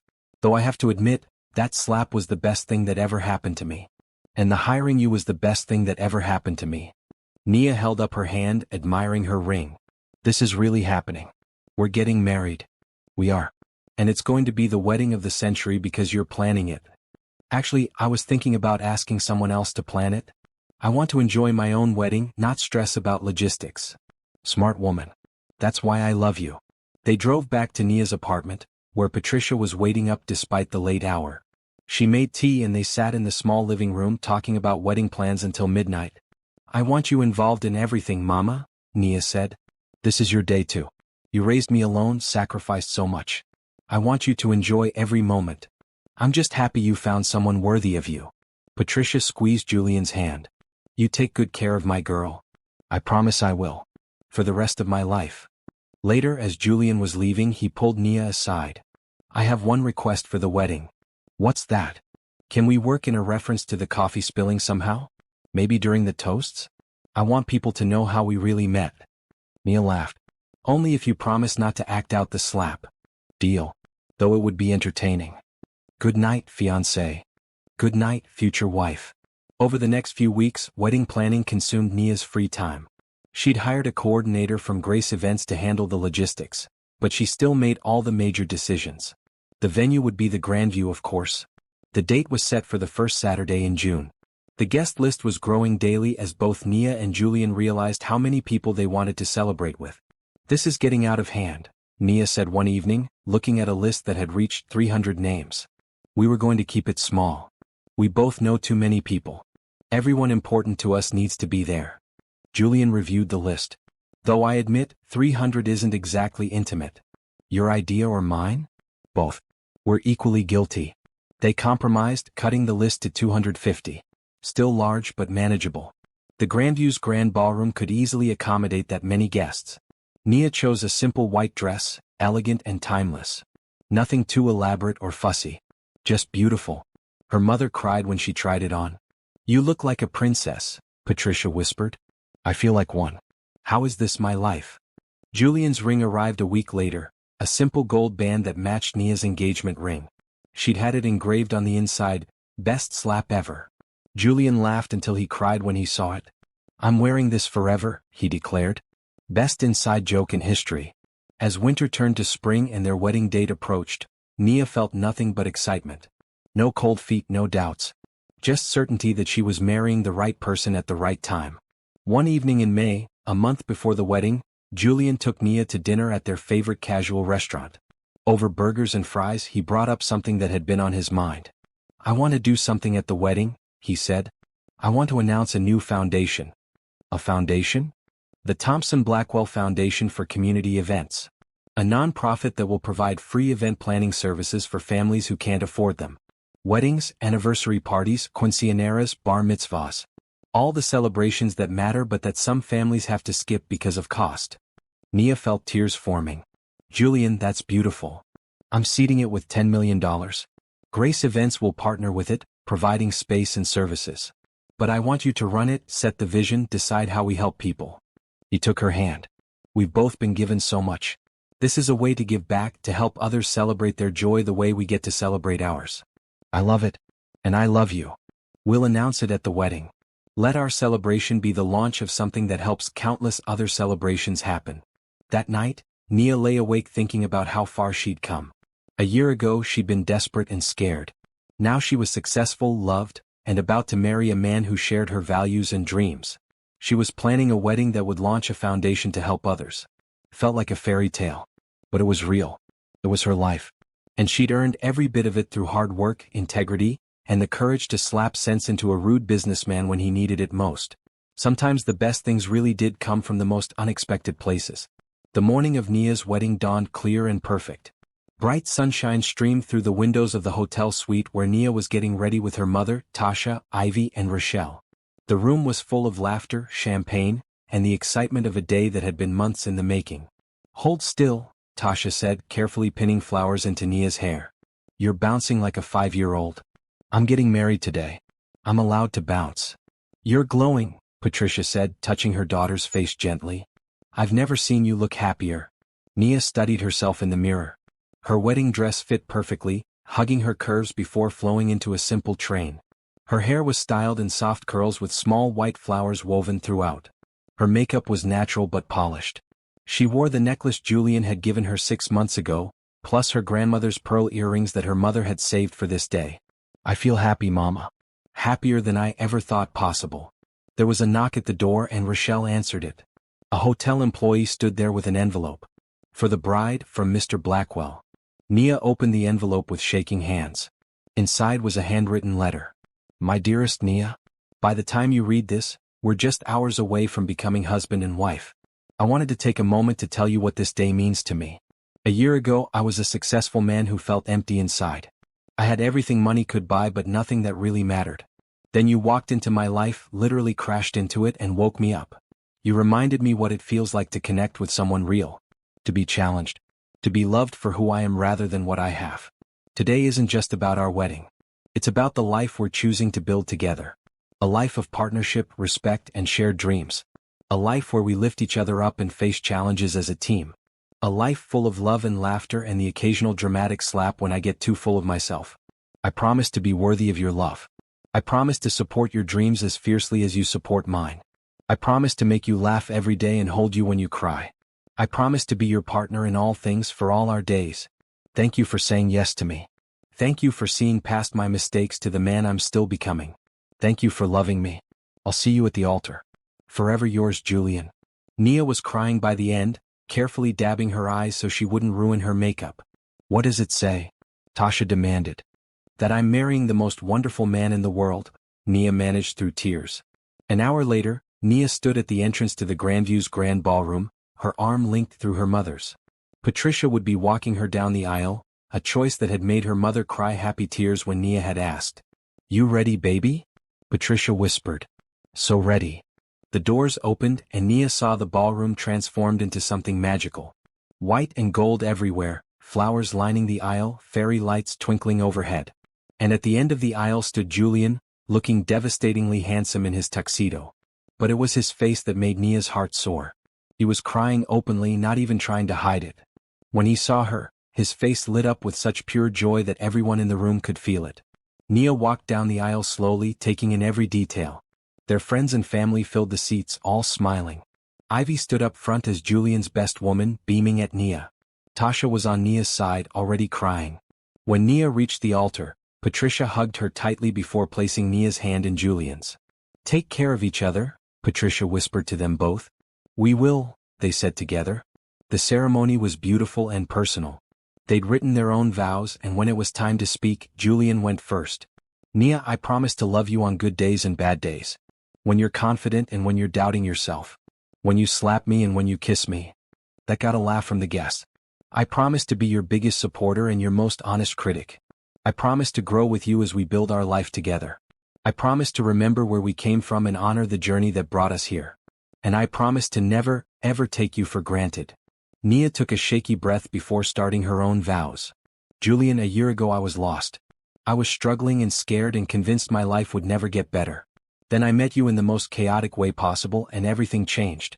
You gave me opportunities, yes. But more importantly, you gave me hope. You showed me that kindness exists, that love is real, that two people from different worlds can find common ground." She paused, gathering herself. "I promise to love you with my whole heart. I promise to challenge you when you need it and support you always. I promise to build a life with you that's about more than just us, a life that helps others and spreads joy. I promise to laugh with you, cry with you, and walk beside you through whatever comes. And I promise to always tell you the truth, even if it's not what you want to hear." "I wouldn't expect anything less," Julian said softly, making her smile. When the officiant pronounced them husband and wife, Julian pulled Nia into a kiss that was tender and passionate and full of promise. The ballroom erupted in applause and cheers. "Ladies and gentlemen, I present to you Mr. and Mrs. Blackwell." They walked back down the aisle hand in hand, both grinning so wide their faces hurt. As they reached the ballroom doors, Julian stopped and pulled Nia close. "We did it. You're my wife. You're my husband.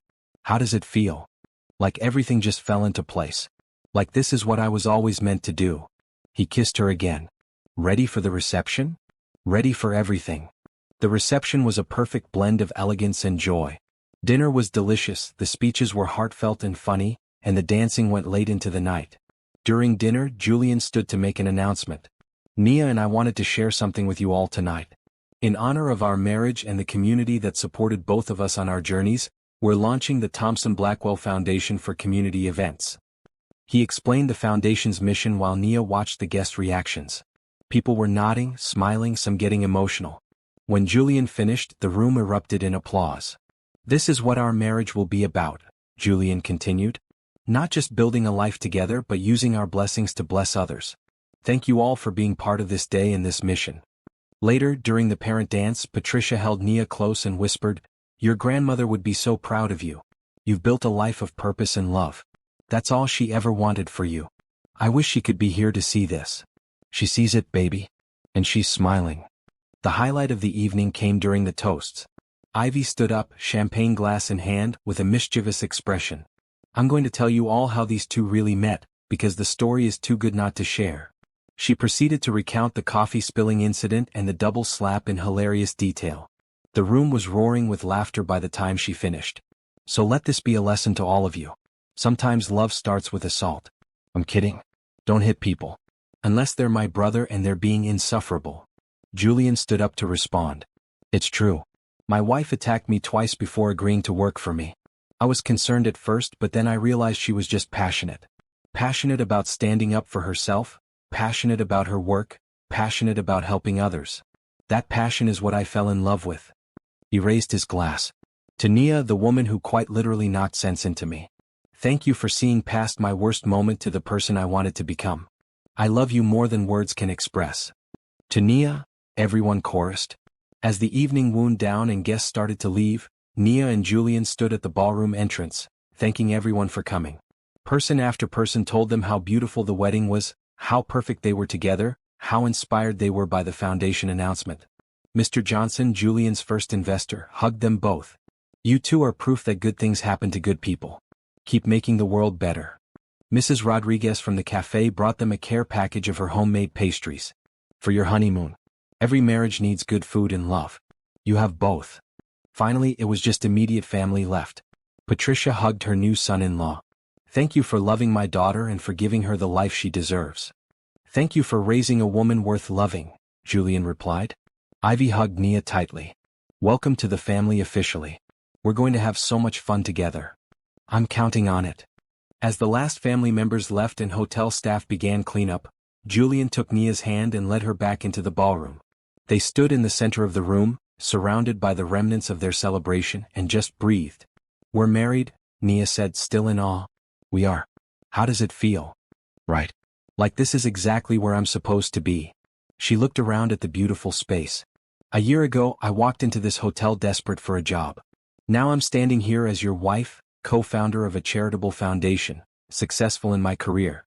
It's surreal. It's not surreal. Zernd. You worked for every bit of this. We worked for it. Together. She touched his face gently. Thank you for seeing me that day. Really seeing me, not just my mistake. Thank you for slapping me. Literally and figuratively. I needed both. They laughed, then kissed, then swayed together in the empty ballroom to music only they could hear. Their honeymoon was 2 weeks in Italy, exploring small towns and eating amazing food and falling more in love with each passing day. They visited art museums and ancient ruins. They rented a villa in Tuscany and spent days doing nothing but talking and laughing and enjoying each other's company.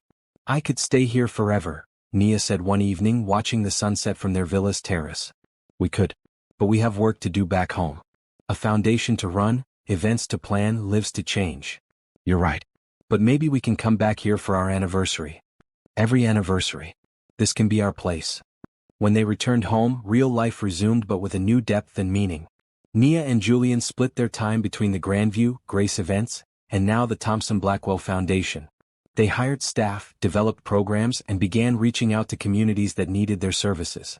The first family they helped was a young couple who couldn't afford a proper wedding.